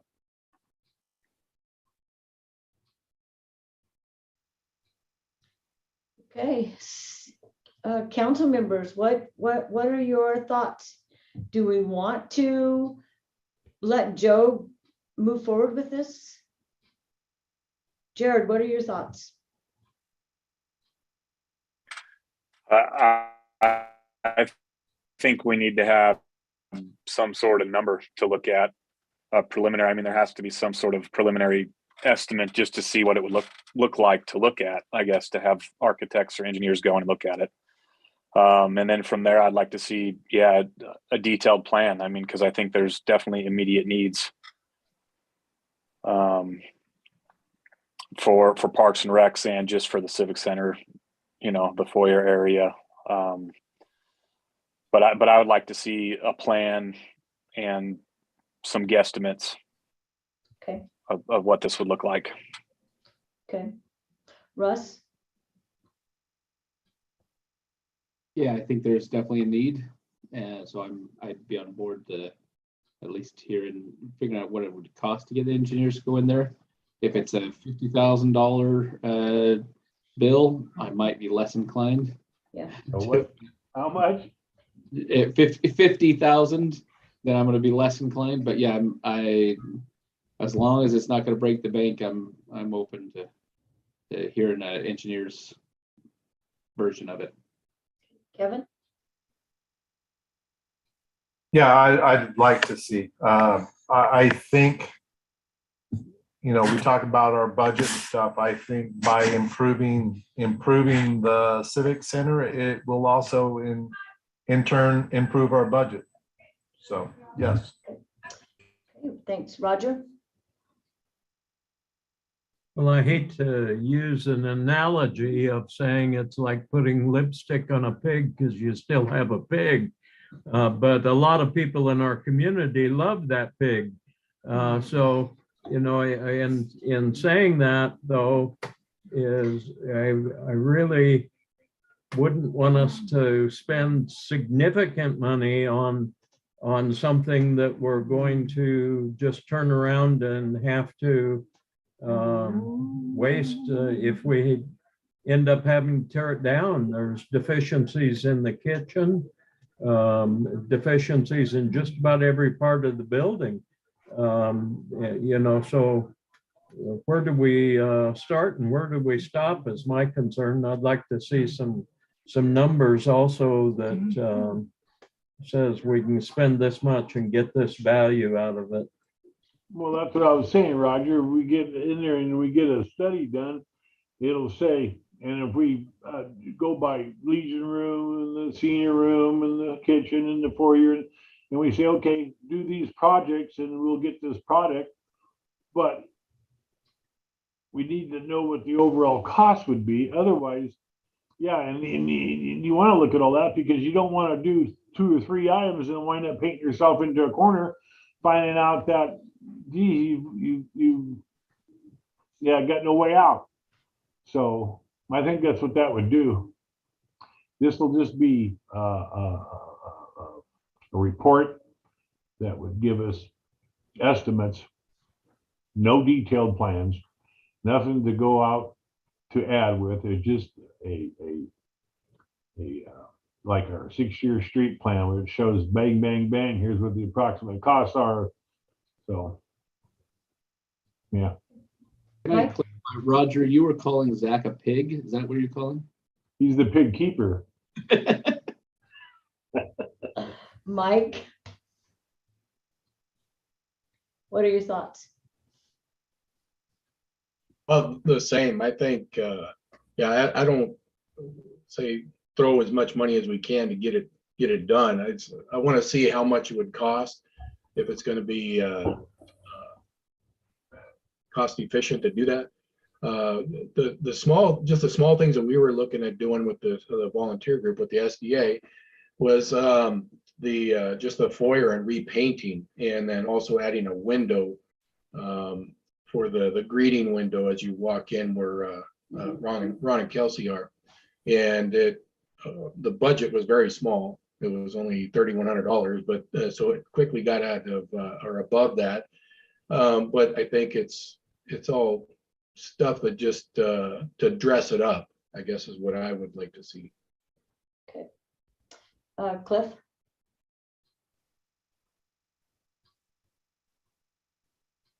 I have no problem buying the lipstick. But this, it really needs a whole lot more than just some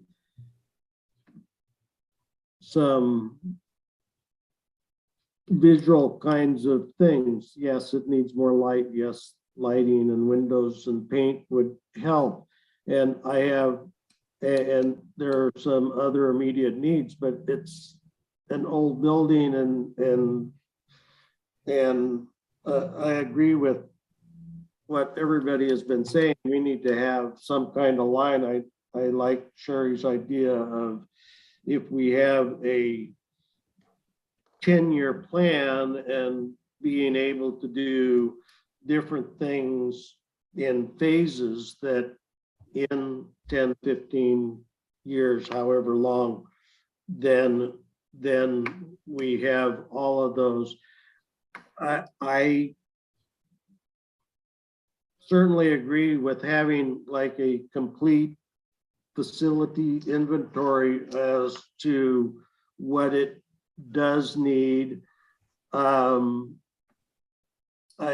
think that just hearing Zach and Joe both talking about the drafts and gaps, that maybe we need a complete facilities inventory on all of our facilities of what needs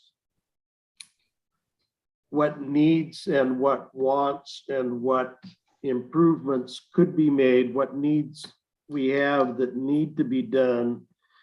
And so I certainly think that moving ahead, looking at what those civic center needs are would be appropriate, but I'd like to see it included in other facilities as well.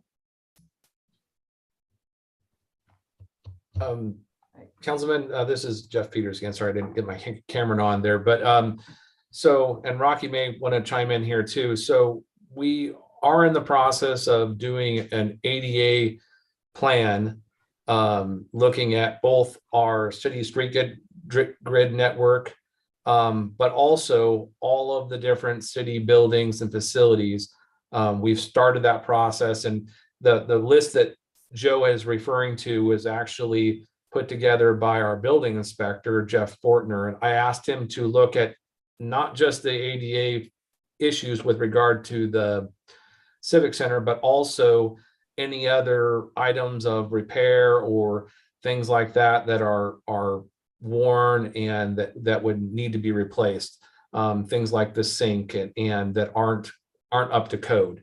One of the things I think we have to remember is that this is a commercial building, and with it being a government building, we're going to have to bring all of our facilities up to ADA accessibility standards in the future. And I'll let Rocky talk to you about the process once we get the plan adopted and everything.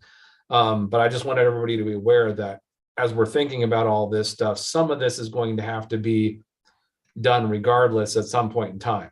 And I'll turn it over to Rocky to talk more. Thanks, Jeff. Yeah. So Public Works is in the process of doing a Title II ADA transition plan. That's for the sidewalks and our streets and any barriers that we run into out there. That will also lead into the ADA accessibility plan for the facilities owned by the city. As Jeff stated, Mr. Fortner did go out and walk through the Civic Center to identify those ADA needs. His next, and he also did the police department where it currently is. Found very minor things that were there. They've already addressed them. So, it's not our building, but we still occupy it. So we wanted to make sure that it was up to ADA standards. His next inspection is going to be at City Hall. So we are doing those things internally. If you don't hear about it, just feel free to ask us. We are doing a lot of things, and we're being very diligent on what we are required to meet for the ADA transition plans and facilities. So that's all I have on that. Thanks, Rocky. Mhm. Elizabeth. Can you hear me? Yep. We can. I agree. I think it's funny that we were talking about dilapidated buildings and wanting, property owners to be responsible for, keeping those buildings up. And the Downtown Association has done such a good job, and they've worked so hard on the, the beautification projects. And so it makes me really happy to kind of lead by example and to make those historic buildings pretty again. I think that it is a really special building. But again, I think that the cost would be a huge issue. I think that sometimes with those older buildings, it costs more to fix them up than it would to build a brand new one. But so that would be my concern. I'd be interested in how much it would cost to make those repairs and if it's worth it. All right, thanks. Well, Joe, I see Cliff's got his hand up. Well, this certainly isn't the next step, but since we're talking about improving city facilities and things, generally when we do that, we fund individual projects. Is it possible, obviously down the road, when we have identified that Civic Center needs certain things done, City Hall needs certain things done, and whatever building, to lump all of that funding together in one bond or whatever vehicle it is? Or would they have to be basically standalone projects? Well, like I said earlier, I would hope that we could identify the needs that we need and try to do them room by room to make it a little more palatable. But I want to make sure that we don't do, some work in the kitchen, work in the leisure room, then we find out, gee, the building just isn't worth putting that much money into. I'd rather know now kind of what it's going to cost and get an opinion from the architect telling us whether or not that building's worth stuffing that kind of money into. And I think a little study like this would be able to facilitate that decision. I would agree with Joe in this matter. I mean, being the building official and having worked with historic buildings when I was in the city of Yakima, each building is a little bit unique and has its own set of problems. And, why certainly, Cliff, you could turn around and say, the council could say, yes, Joe, I would like you to go and to fund a study to go and have the architect look at, say, the city hall and the civic center, and they can put it together in one particular study and break it all out. But the truth of the matter is it's really going to be just one big study that has two separate sections, one for one building and another set of recommendations for the other building that you could go forward with. And then, like I was describing, and Rocky correctly pointed out, so all of the ADA issues that we're going to identify and put in this plan are going to be action items that the city has to accomplish over time anyways. So you have your own set of, for each building, ADA issues. Like, for example, with the police station, they had very few issues that needed to be corrected, signage, things like that. So within a very short amount of time, they were able to come back and report, yep, we have the report from our building inspector and all the corrections are made. So it's compliant and we can put in our ADA plan that it's compliant. Now, all these other buildings that have major pieces of, like the bathrooms and things that are going to need to have actual construction done, those might be more of a list. And then like Joe said, having an architect look at what it would cost to fix or repair those or make those changes. And some of them are going to be very, very costly and some of them are not. but we're going to have to do them regardless. So, you know, I agree with Joe that, I mean, the first step in looking at the Civic Center anyways is getting the architect on board to come and look at all of these deficiencies that we've noted, as well as others that they find, and then give you a cost of what it would take to replace, fix, what have you.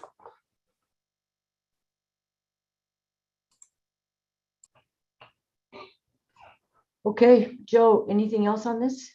No, I just, That maybe council buy stock and lipstick? it may not take as much as you think, you know. All right. Okay, our next subject is the council computer and cell phones. I'd like to see Russ start this off. Okay, Ross, you got it. Feel like I've supplied most of the agenda for today. I think it's plain and simple. We have in this new day of technology, we have new requirements placed on us. We have new regulations placed on us. Our public records requests are growing. We're required to download apps on our phones in order to properly access our email. In the past, we've been able to pick and choose if we wanted to respond to a phone call or a message. We didn't have to use our own personal phones. Now there's a requirement that we have our phones for, like I said, log on to email. I think from a standpoint of public records requests, Teresa is the one that handles those, and she could easily, if we have a request, we go in, drop off our phone, our computer, and she does a search, and that's it. So I think it simplifies things. I think there's a need because of the requirements placed on us as council members. I certainly do not have a wish for my personal cell phone to be searched, but if I'm required to use it for city council purposes, I feel like it changes the requirements a little bit on us. So I'm in favor of getting just a basic computer, basic cell phones as for the council members. Joe? As far as the phones, we can get a contract with Verizon. They'll give us a phone for nothing, and currently they're the S20 Samsung phones, smartphones. It's about a $40 a month plan for unlimited text, unlimited phone calls. So that's roughly $4,000 a year for everybody to have a phone plan. So that's an easy fix, and that'll keep you from having to use your personal phones to do this business. The other item, whether it's a little laptop or I can't remember, one of those little tablets, Chromebook? yeah, something, there's different opinions of which way to go. And that one is quite as simple, but I guess we need to get an idea, but maybe we'll have to get some spec sheets together on some different options, and then you guys as a group kind of choose whatever device you'd like to see, and maybe tell us what it is you want to do. You want to get your council packets and on those, and then you'll utilize those instead of a paper packet, or I don't know what your desires are, but I don't think you want to do it on a phone, which it's possible to do that, it's possible to zoom on that, but then you got this little screen. And so anyway, the phones are a simple fix. $4,000 a year, and get everybody a phone with unlimited text, unlimited minutes, and away we go. And then whatever apps you need to put on her to conduct council business. We just put it on there and do it. Like I say, those little computing devices, I don't know what it is you guys would like to, what you want us to do, but I don't know. Tell me what you want to do and we'll look into it.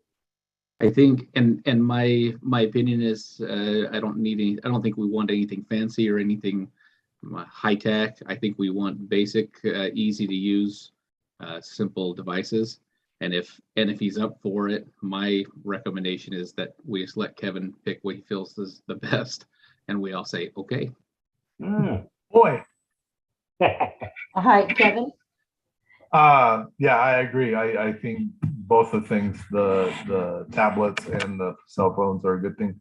I'm just curious. I'm guessing the hours spent making copies as putting together the council packets will be reduced greatly if that doesn't have to be done. Just printing those out and putting them together. Union Gap has been using the tablets for their meetings. They would be a good place to start. I was there and I can't remember which brand they're using, but I can reach out and find out. And they like that very much. So I'm all. Who was that, Kevin? Union Gap. Union Gap? Yep. Okay. Oh. You're the man. Is that what you want me to look into to see what they're using and come back to you with a spec sheet or something? I'll reach out to them. Okay. I know some folks there. I'll find out. Okay. Well, if you want to move over the phones, we'll just order everybody a phone and get a plan going. And yeah, the new phones are S22s or something like that, but we'll get an S20 for free for everybody. And that's what I have. And it does more than I care to do and know how to do. So it's, Yeah, we had a contract with Verizon at the county, and actually as phones after 2 or 3 years, you're eligible to trade them in for no cost for the next. I mean, you're always going to be a couple behind the newest. Right. The phones themselves don't cost anything. Right. You just get that $40 a month plan and that'll give you, say, unlimited. Okay, we'll get those ordered. And when they come in, we'll start getting everybody set up with them. And then, and Kevin, you're going to talk with Union Gap to see which one they like, and maybe they don't like now, or they'd rather have done something else. And we'll wait to hear from you. All right. Okay. All Well, right. that was quick and easy. Yep. All right. COVID. Oh, I'm sorry. Joe just made a comment that he'd get them ordered, and we can't make a decision on that, spending city money in a retreat, because it's the same as a study session. Yeah, you're right. I don't know. That's just okay. Well, let me bring something back to you for a budget adjustment if I can on the next meeting. I think I'm already too late to treat some of that stuff today, but You could do a show of hands just to show the council support, and then for you to proceed. yeah, I'll get something done.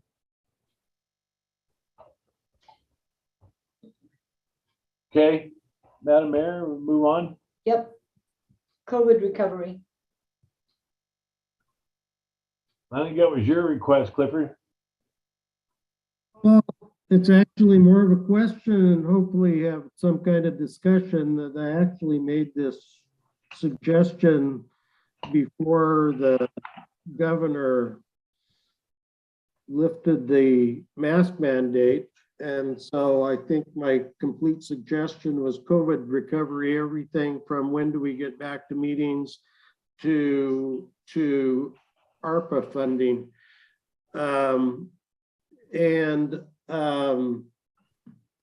Now that the governor has on March 12th, which I find interesting because I believe it was March 12th, 2020 was the date of his initial proclamation that we were shutting down for 2 weeks.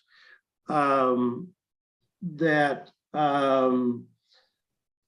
does that move us closer to be able to meet in person? One of the previous discussions that we had about meeting and discussion, there was something about the not having the technology to be able to broadcast it.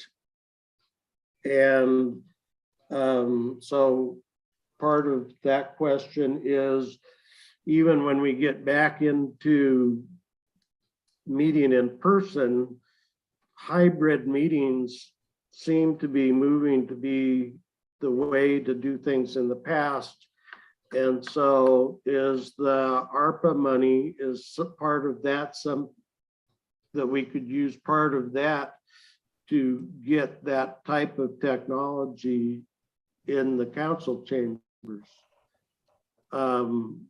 But in the discussion about the recovery money, last year, I think it's 2.25, I think it was $2.25 million that we got totally, half of it last year, half of it will be coming this summer. Sort of like a reminder of what all we spent the first $1 million on.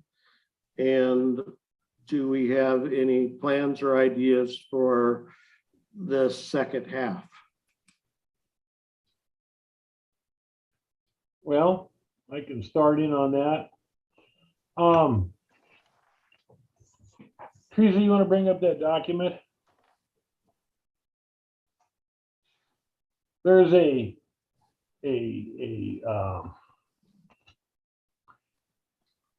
rescue plan, program implementation final approval list that goes into effect, I think, April 1st, they're saying. And that's what's on the first sheet. You want to move to the second slide, Teresa? Okay. Go back up a little bit. All right, there. So the second bullet, now we're talking about what we were talking about doing for public meetings. It says, one of the things in here says to maintain vital public services. And I would think that one of the vital public services would be council meetings. So I would think if I read through this document, and what you're going to see right now is just, some of the highlight pages, not all. This whole document's 44 pages long. But yeah, I think we could probably find that as an authorized expenditure for this money, some of this money. So, all right, Teresa, go down, please. There you go. So, like I say, this rule gives a broad flexibility on spending. Anytime you got over $1 million, you have to document and justify as to why you spent the money and how you spent it. So I think we have to do that if we're going to spend this money. And you asked to remind everybody what we spent the first $500,000 on, or the first $1 million on. And council approved taking a sewer line up Crusher Canyon, and it was a $2 million or $2.2 million endeavor, and the legislative folks authorized $1 million on that, and so we're taking the other $1 million of this out of this fund to complete that project. So that's what we plan on spending the first $1 million. The second 1.12 million or whatever is we haven't received. I think we get it in June or maybe July. I can't remember. Could be July. It's the second biennium, but so that money comes up. Then they talk about how agencies that receive this money can take it to replace lost public sector revenue, lost taxes, lost sales tax. Now, some municipalities, I know, like Union Gap, had some shortfalls in some of the revenues because the mall closed and some of the other places closed, and but the mayor and I went to some meetings, and like Mabton and Granger and some of the other cities were telling us, and the same thing with us. Our sales revenue really never faltered. eBay and Amazon, people were home, and I think they just got on their computers and bought stuff. Whether or not it'll change here this coming year or next year, as people are starting to spend more time outside, maybe they won't be buying all this stuff, but we never really lost any revenue. So that leads me into the next slide, Teresa. Some of the other things they came in, and this has come up, premium pay for people that work like police and fire, and even the girls out front, and they had to meet with the public in order to keep things going. And some of these cities are giving them extra pay for that. I think our firefighters and our police officers were paid well, in my opinion. Now they were given an extra 1.5% above the typical cost of living that we give at 2%. And that was based because of inflation and impacts of COVID. So I don't really support that. I mean, there could be cases made, and we'll have to listen if they want to push it. And the next one is water, sewer, and broadband infrastructure. Now I know they've been pushing for this high-speed internet, but I seen something here a week or two ago even where Yakima Broadband is putting in, I can't remember how many miles of additional fiber and towers, and I don't quite understand what this is. Maybe some of these other places, they're getting millions and millions of dollars, and maybe they're helping their internet providers with this, but I seem like these internet providers are kind of racing each other to get in some of these services, because then they're going to pick up additional customers. So I think that's kind of already being addressed. I could be wrong, but that's what I was hearing from this thing the other day. And I don't want to come across as that I'm still trying to support public works projects, but we do have that need for that $800,000 sewer line on Fremont, and I'll talk more about that later. There it is. It says the final rule takes effect on April 1st of this year. So I assume there's not going to be a lot of change, because this is the final draft of the rules now. You want to go to the next slide, Teresa? So there it talks about government spending on government services, and it talks about, again, and it's been brought to me, well, look, the last little check on there, it says provision for police, fire, and other public safety services, including the purchase of fire trucks and police vehicles. But in the beginning of the paragraph, which I think got overlooked, people were just kind of skipping to all the good stuff, it says recipients can use these funds on government services up to the revenue loss amount. Again, we didn't lose any revenue. So I think some of these things in here you have to pay attention to, because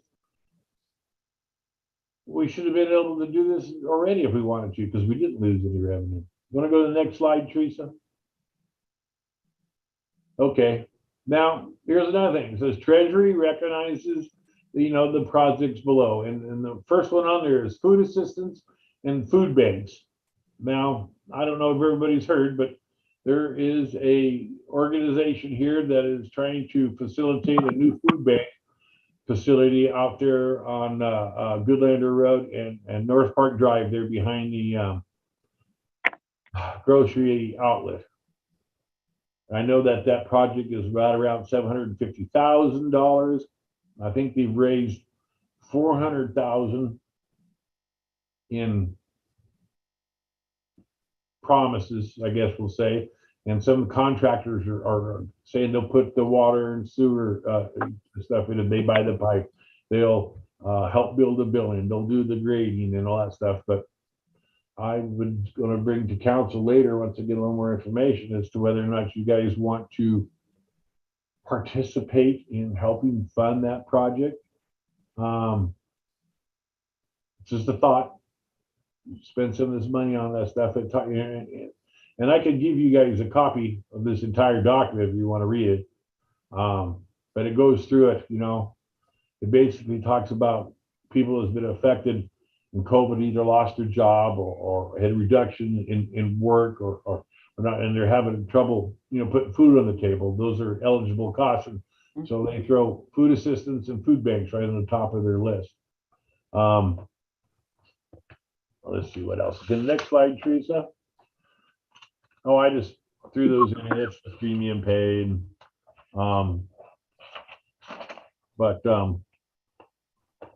Yeah, I mean, really, that was about it. Like I said, I can give you guys copies.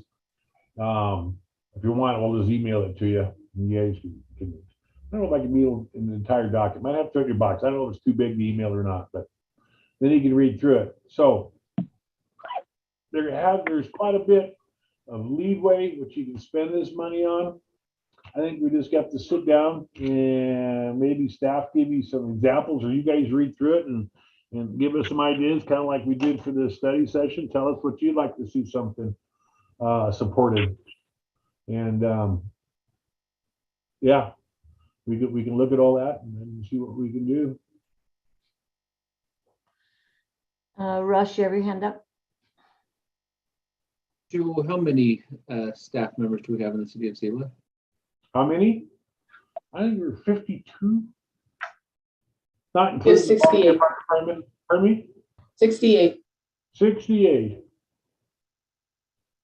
I wouldn't, my personal opinion is, and this would probably be a smaller one, but I wouldn't be opposed to giving a year-end bonus or something if that's allowable to our city staff, $1,000 per person or something like that. I think that's a small token of our appreciation. So I would be open to something like that. I'm also a fan of the food bank, so I would be open to that discussion about how we can participate. I'd have to look into that bonus thing because they call premium pay, and I think that was intended to be a temporary increase in salary. So, and I don't know. I have to look into it more because there's got to be some formula or something in there that limits how much that is. You can't just, yeah. If that's the wishes of the council, I'll look into that. Okay, so then before we have all these suggestions, let's address this one first. By show of hands, do you want Joe to look into that pay for staff?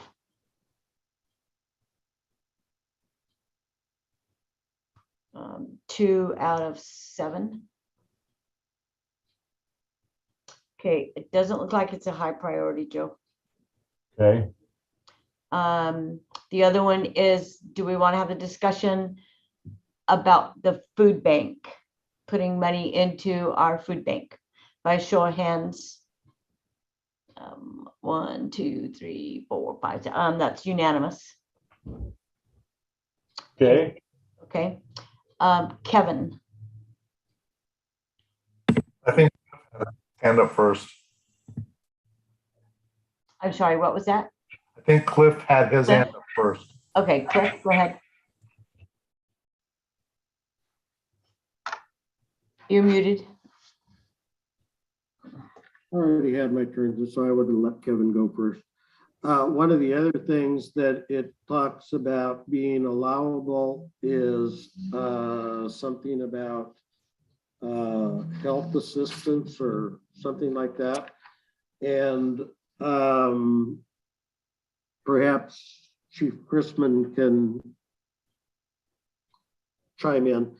That at one point we were talking about having mental health professionals. One of the things that the pandemic has brought to light and perhaps expanded awareness of mental health issues around, and at least mentioned a program about mental health professionals or crisis intervention people being on call or embedded in the police department.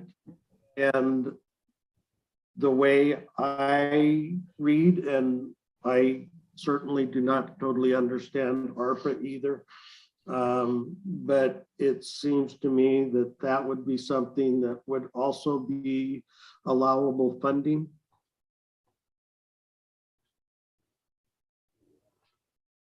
I don't know that I would add anything else to that, Cliff. Union Gap has a DCR, a dedicated crisis responder. Yakima PD has several. Yakima County have a few. But I will tell you this, 4 times out of 5, when we call to ask them to respond to our city to help us, they're busy. They are on a backload. And if you look at the Spillman computer, oftentimes they're deployed and they have several calls waiting. So it would be a huge asset to the city if that was something that the council wanted to consider. And I would support that 100%.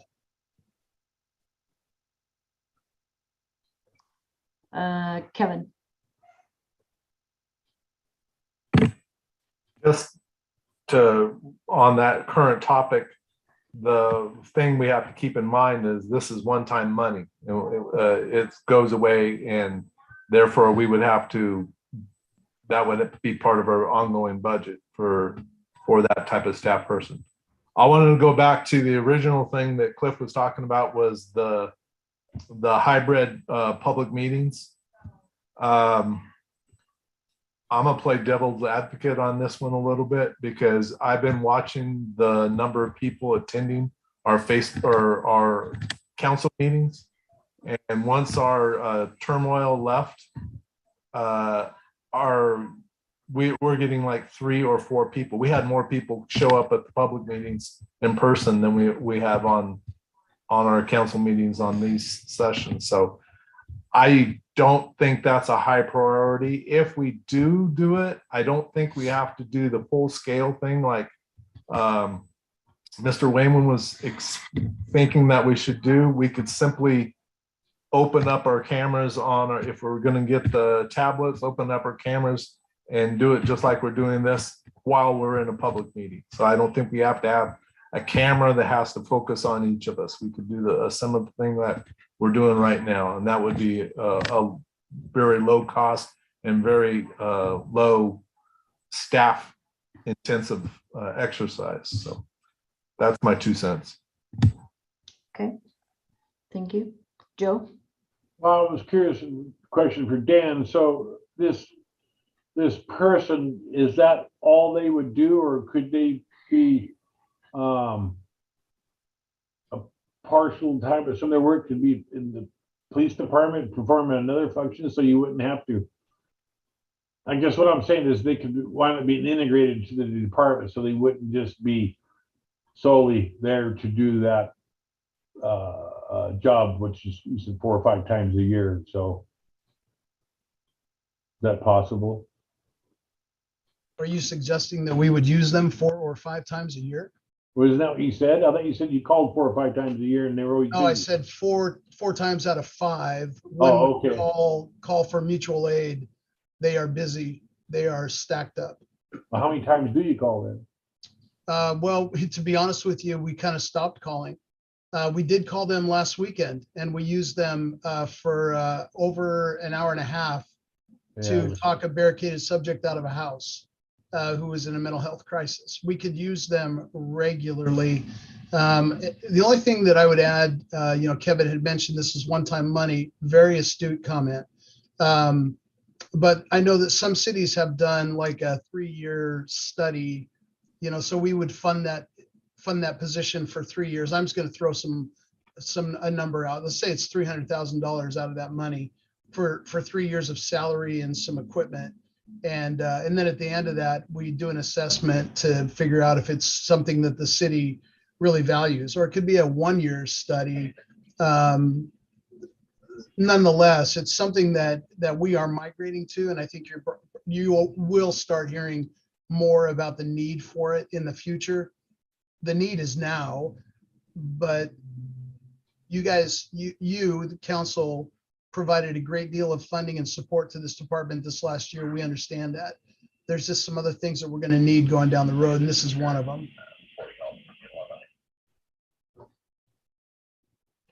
Cliff?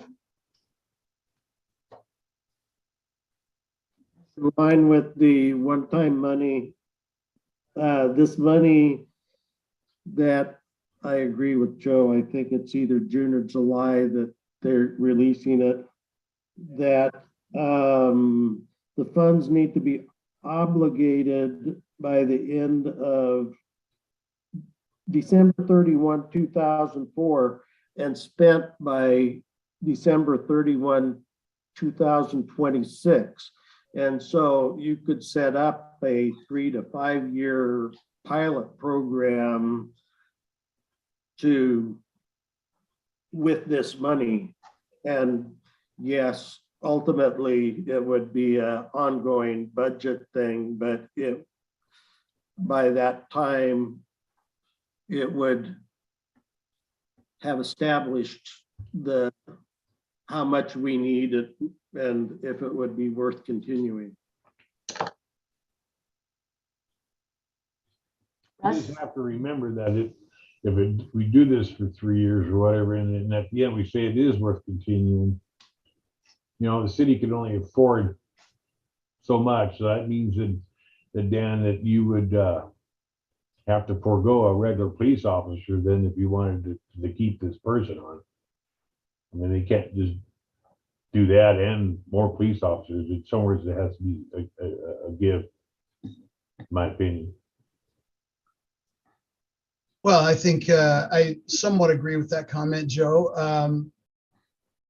If we have a 2% per year growth in population in the city, which is what we've used to project our future, then we will be growing, the size of the police department and public works and all of the other divisions in the city just to keep up with our population.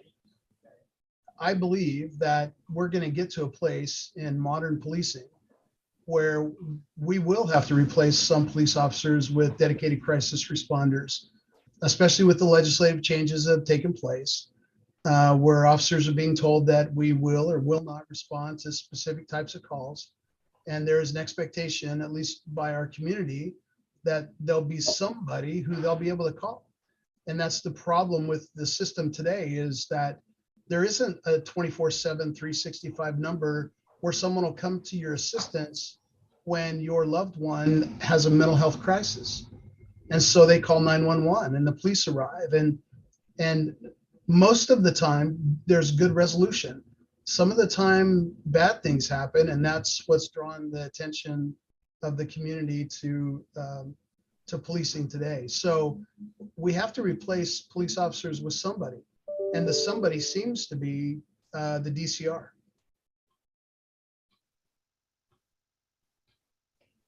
Russ? One of my questions, I got two questions. One's for Chief Chrisman, one's for Chief Lang. The first question for Chief Chrisman: if we do bring on a DCR, you talked about regular need. Are we talking about 40 hours a week need, or are we going to be employing someone with some high skills for crisis management who is going to be sitting around the office basically doing nothing? I mean, not doing nothing, but with no heavy demand on their time at certain points in their job.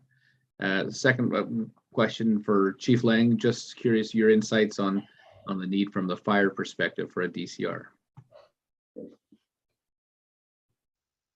Fair questions, Russ. I think the same thing could be said for a police officer, right? Do you need a police officer 24/7? Well, we patrol around the city, and we provide a level of insurance to our community in the absence of calls for service. we have people in our city nearly every day that we contact who are struggling with suicidal thoughts, struggling with financial hardships, looking for an avenue to be successful and not really knowing, what the outcome is going to be. And so I think we would use them a lot more than I would probably be able to predict right now. And I also know that there will be a mutual aid call for that person. We'll be sharing them with other communities around us, whether it be Yakima or out in Tieton. So they'll get plenty of work. I'll turn it over to Chief Lang, see what he has to say. Thanks, Russ. I agree with Chief Crispin. We have several times in a week where we call for DCR and we get the same results that PD is getting. They're already busy, they're tied up, there's none available. If we had one locally, some kind of ILA or mutual aid agreement with the PD, we could definitely put some hours on the books for that person. Just because we're not getting them from the other resources that are out there supposed to be available right now, just because they're in high demand. So we see it, I would guess on average right now, we could probably call for a DCR 2 to 3 times a week. And I imagine that is a very low number because our guys know not to call because we usually don't get them. So I bet we could almost triple that right now. Of course, we cover a lot more area than just the city of Selah, but for the Selah Fire Department, that's how many times a week we would use them. Mike? My thoughts on it are, yeah, it's definitely something that's needed. However, instead of employing our own person, maybe get involved with possibly if we're going to pay for something or for those services, get involved with the group that's already involved, or like Yakima PD or the other agencies that are, and so that we have some money out there showing that, yes, we want the support also. And that when we call, that we want them to respond. I don't know if it's something that we need a full-time employee for, but it's we definitely have the need for it, the help out here. But the other part is that, if we get to where we have a full-time employee here, even the state doesn't know from one year to the next if they're going to fund that program, and we could get hung out there pretty bad if we go and stretch ourselves thin and try to do something that's going to be long-term.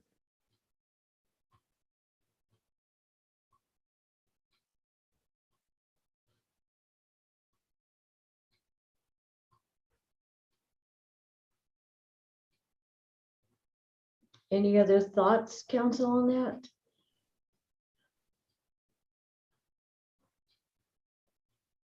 Rocky, did you just come in from the sunshine somewhere? Jeez, you're bright. Russ? Take away from the DCR discussion if there was more, but I did want to shift gears a little bit about possible use for some of this money. What about getting a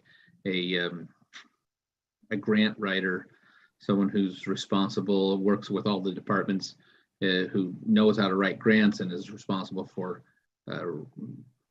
writing grant applications to help fund some of these programs that we'd like to see funded here in the city.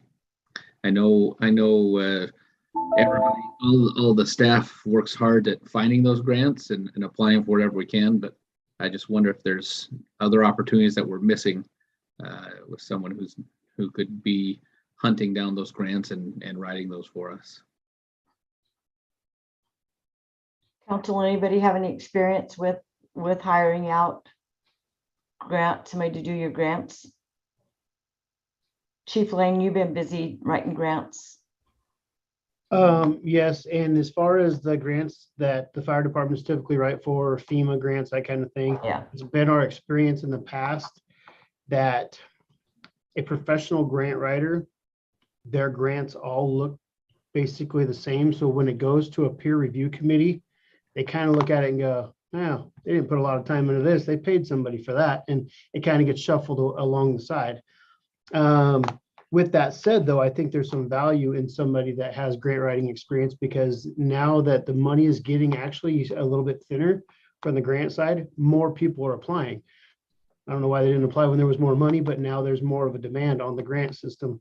So it may come out to be a benefit. I couldn't tell you. I just know from our experience that most of the time professional grant writer grants that get submitted kind of get pushed aside. Okay.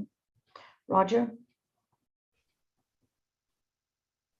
Yes, I agree with Mike in saying it might be more advantageous to partner with someone for this type of person. And reason why is you hire a full-time employee and they're going to work, just pick an hour a shift, they're going to work a swing shift. Well, this person, if there are employee doing that, it's going to be called out for a graveyard or a day shift emergency that they're doing, and we're going to be looking at either comp or overtime situation to take advantage of when the need occurs. Otherwise, you need 3 people to cover it 24/7.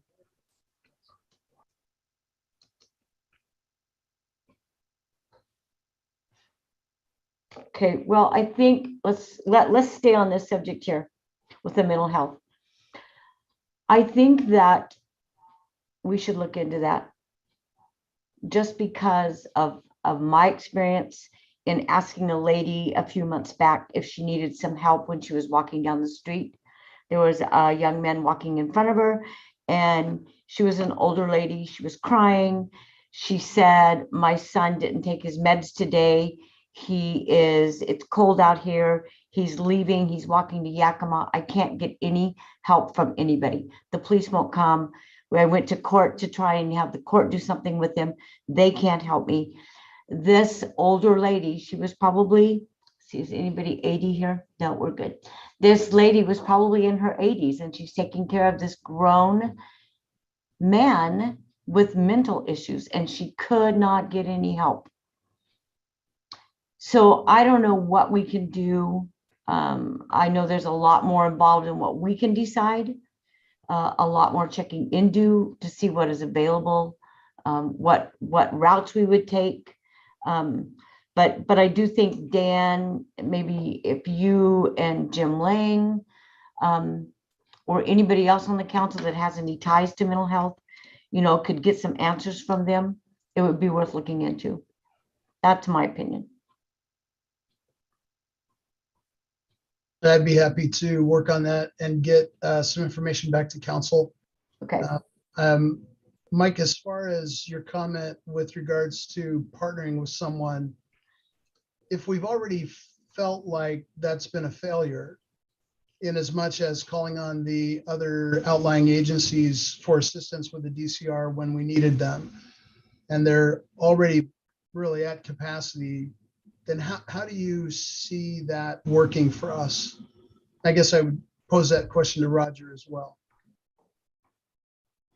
For me, what I was thinking is that if we have some money involved in it, as far as funding and having that aspect of it, and having an agreement directly with them instead of just using resources that are already being applied to, say, Yakima PD, well, they're going to take their calls first.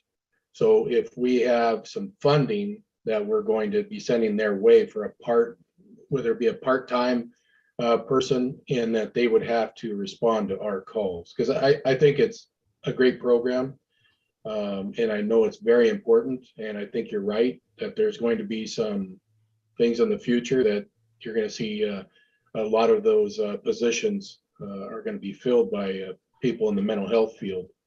So, just something that we can do to get at the top of their list. So when somebody from one of our agencies here in Selah calls, that we get an actual response.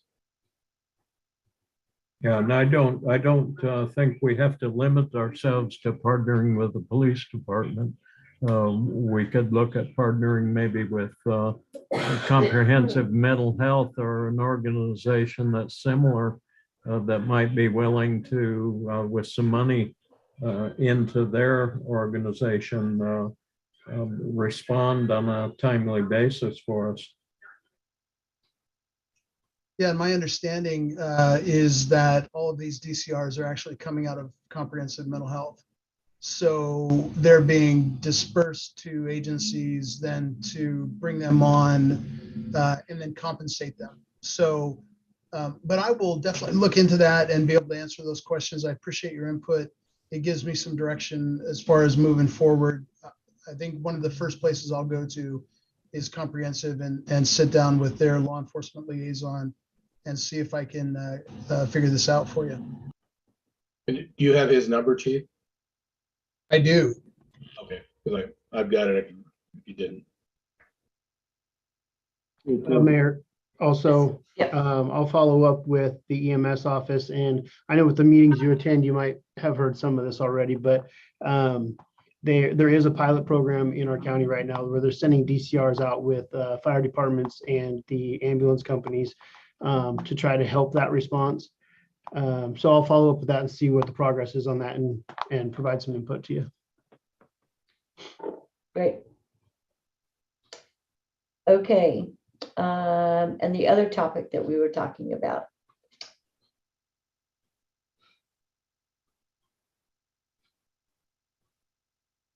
Somebody had another suggestion.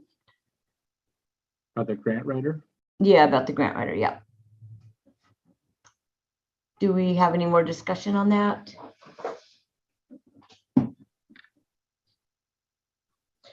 Is it something you want to look into? Oh, Kevin. Just, I was going to just say, I have heard the same thing that Chief Lang said about the professional grant writers.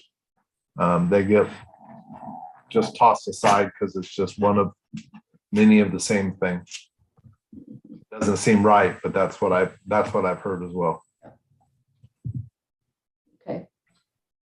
You know, Mayor, also for the fire departments in the Valley, Department of Emergency Management has a new employee that is supposed to be tasked with assisting in grants. And I could also follow up with them. It was a little late this year to get them in on any of the big grants opportunities, but I can follow up there too and see how that position works out. If the council would like feedback on how that's working out for other departments, at least maybe some help from somebody that knows how to do it. Wouldn't appear the grant was written by somebody else. So that might be helpful. Okay. And Joe, doesn't HLA do a lot of our grants? Sure, yeah, they do. You know, I don't know how Rocky's gonna handle it, probably similar, but I used to be involved with the grants quite a bit, and the office did, we had provided the information, so it wasn't all them, but yeah, they did the heavy lifting on a lot of them. Okay. Kevin, do you have something else? You just like hanging out with your hand? Okay. Okay, so to council, do we want to wait for some more feedback on this? On what, the grant writing? Yes. Well, I guess it wouldn't hurt to see what, if the emergency manager would have somebody that can help with grants, that would be probably a good way to see if you can get an interlocal agreement where we pay for their time. Mhm. Yeah. Okay, so we'll wait to hear back from Jim. Is that okay, council? But I think we had two questions up here. Russ? Roger had some thoughts. Okay. Roger, your hand. Do you still have your hand up, Roger? No, I thought we were moving on to a different topic if we could. So let Russ go ahead. Okay, go ahead, Russ. Yeah, I think definitely would encourage some more feedback on that. I can see how a professional grant writer's application may get thrown aside. I make this recommendation knowing that all of our heads of departments do a lot of work looking for those grants. So I don't want to bring somebody on just to do exactly what everyone else is already doing. Yeah. But if there's somebody that can come on that can pay for themselves and then a little more, I don't see any reason why we wouldn't do it. But yeah, I definitely don't. I don't want to do it just because they can write grants and that, because it's already being done. If they can find more grants, if they have better access to grants or better knowledge of where to find those grants, that's where I'm truly interested. Okay. Okay, Jim, well, we'll wait to hear back from you. Okay, thanks. Okay, Roger, no, Cliff, did you want to say something else? No? No, not really. I was just, I put it under COVID recovery general, just sort of hoping to get a view of what Selah returning to normal is going to look like and what the city can do to help those. And since we're coming up with ARPA money, I threw that in there. What do you mean by returning to normal? Clarify that for me. Well, as normal as we used to be, with people getting out and about and not feeling guarded about whether or not it's safe to go into this particular business, or do they need to grab a mask, or being able to have face-to-face meetings and those kinds of things. And are there things that we as the city can do to facilitate that comfort, welcoming kind of feeling? Shortly after I don't remember, I think it might have been before, when we first started, Mayor made an emergency proclamation, which I believe that we're still technically under, so we can provide, be sure to qualify for these types of federal funding sources. Is it time to make a public announcement that things are back to normal in Selah and come see us again? Some of those kinds of things. Okay. Chief Chrisman. Thank you, Mary. I guess I just wanted to say one other thing to council, because I believe that a lot of this was started on a request I made to Mr. Henney about using some of this money for police cars. And during budget negotiations, you know, we all had a pretty robust discussion about my aging fleet and how I was going to, you know, plan into the future to replace them. And if you don't know, you probably do know, the city of Yakima just purchased almost 60 police cars using their federal funds. I don't want to argue. I just want you to know that there are agencies around the nation that are using this money to replace police cars, fire trucks, first responder vehicles, public works vehicles, things like that. And I was trying to figure out a way to render a little bit of relief from our general budget by making that initial recommendation to Joe. So if it doesn't go that way, that's fine. I just wanted you to know that it is being used out there in that way.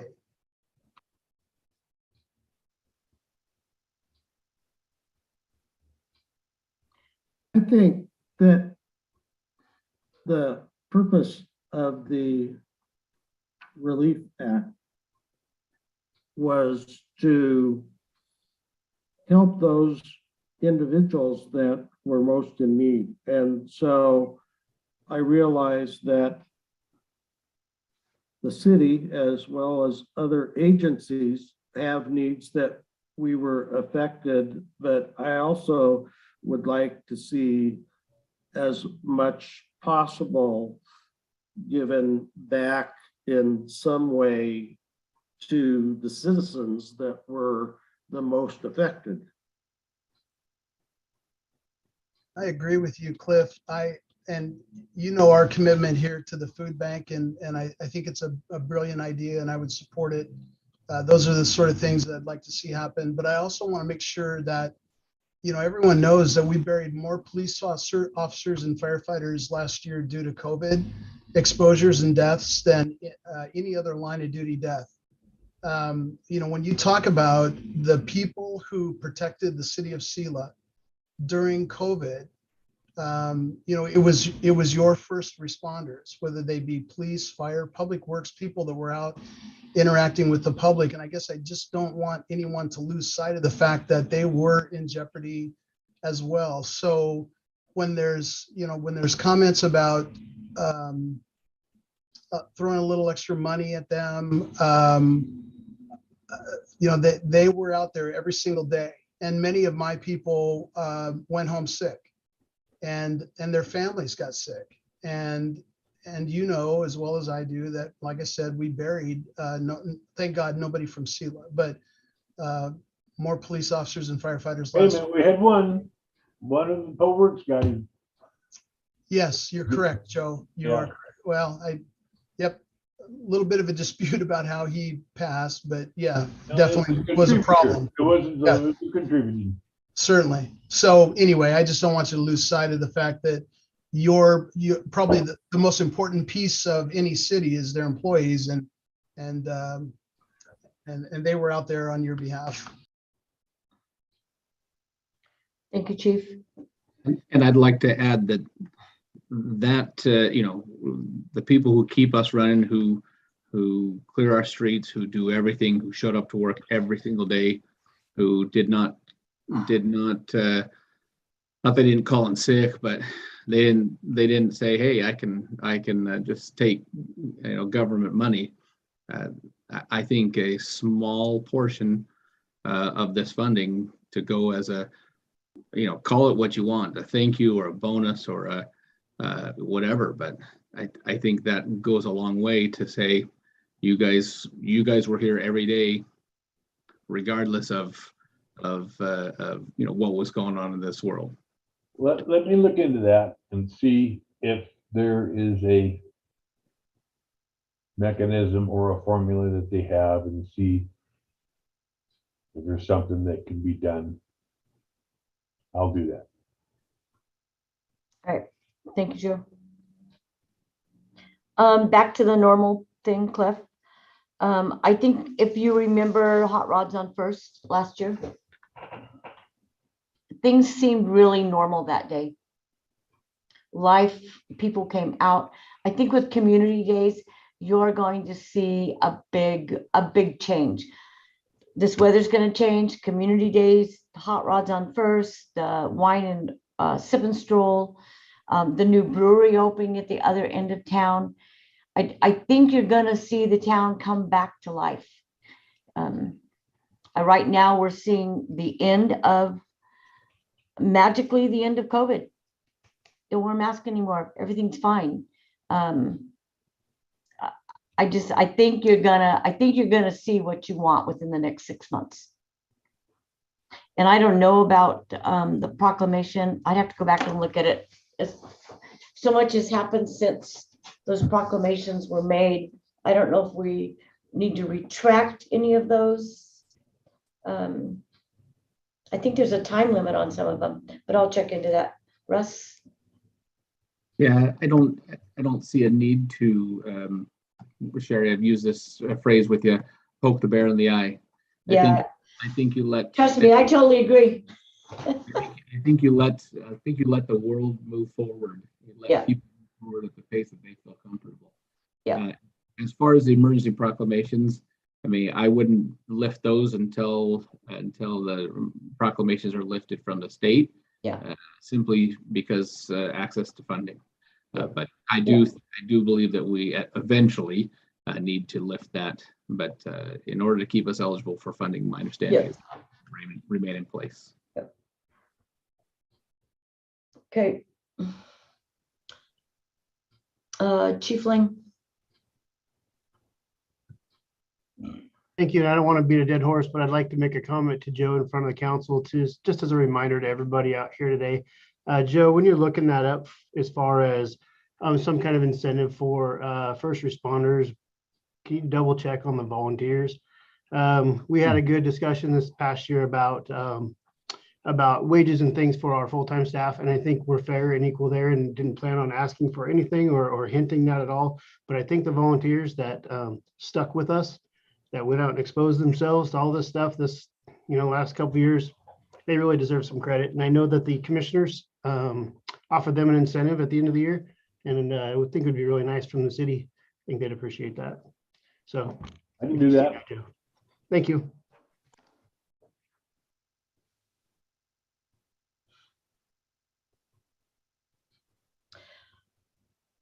Well, that's all the items that we had on the agenda. We finished a little early. I thought maybe these things might take a little longer unless there's something else you guys want to discuss. We still have 25, 24 minutes scheduled. Rocky?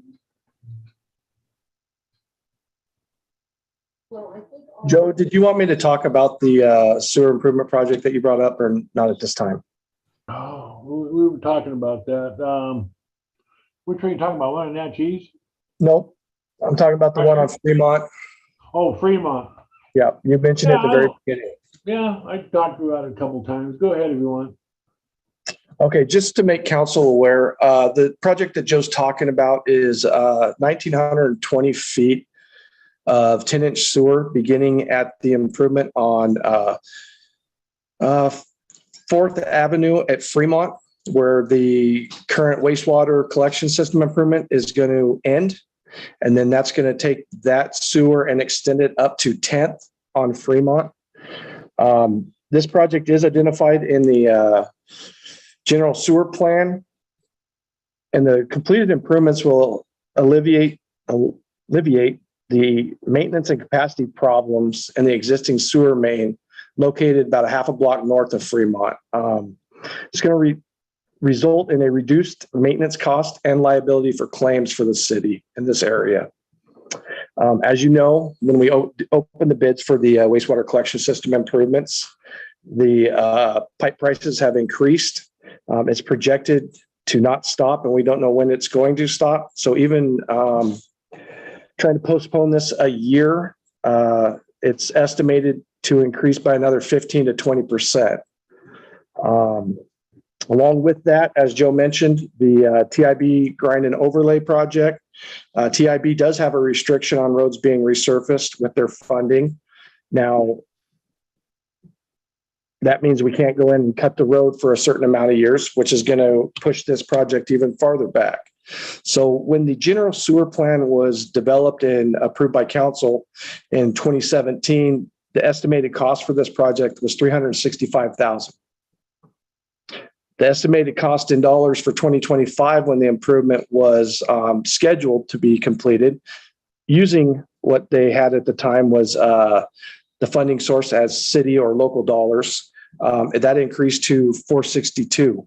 Currently, it's pushing up near $800,000.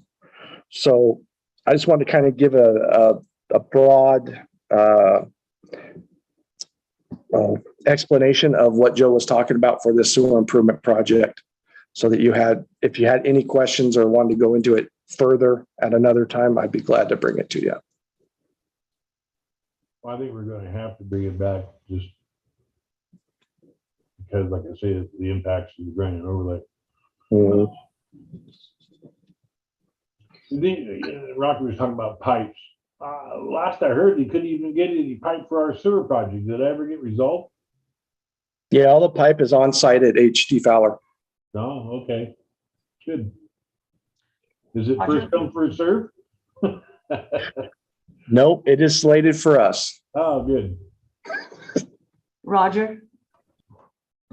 Yes, kind of related, and I just wanted to encourage the council to approach our funding for many things with an open mind and maybe a creative process to finance things, because we're getting very close to bringing to the council on the proposed Law and Justice Center.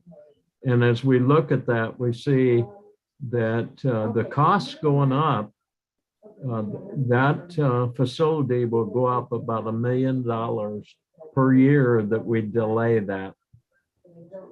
So, you know, based on just estimated cost increase, this is something that is going to be very difficult decisions for us to say what are the things we really need, and can we finance those in some way to be looking out for the best interests of the community and moving forward and controlling our increase in costs as best we can. So that's it. Just keep an open mind about that.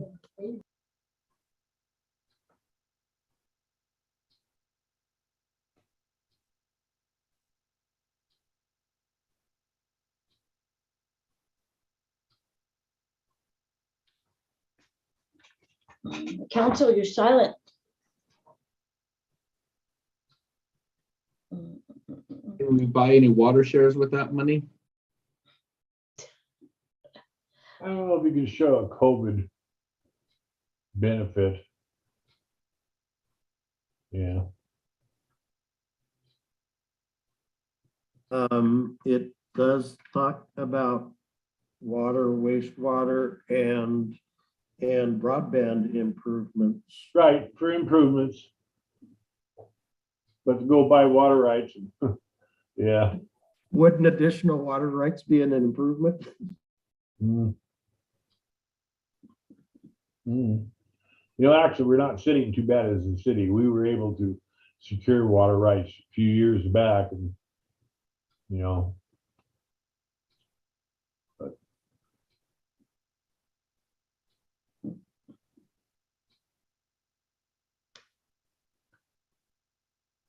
Well, council, are you ready to call it a day?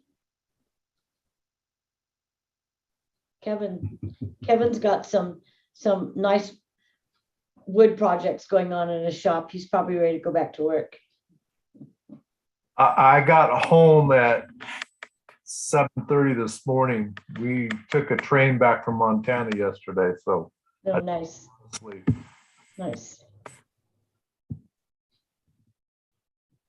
I feel awful for you, Kevin, in your retirement. You lie, you lie.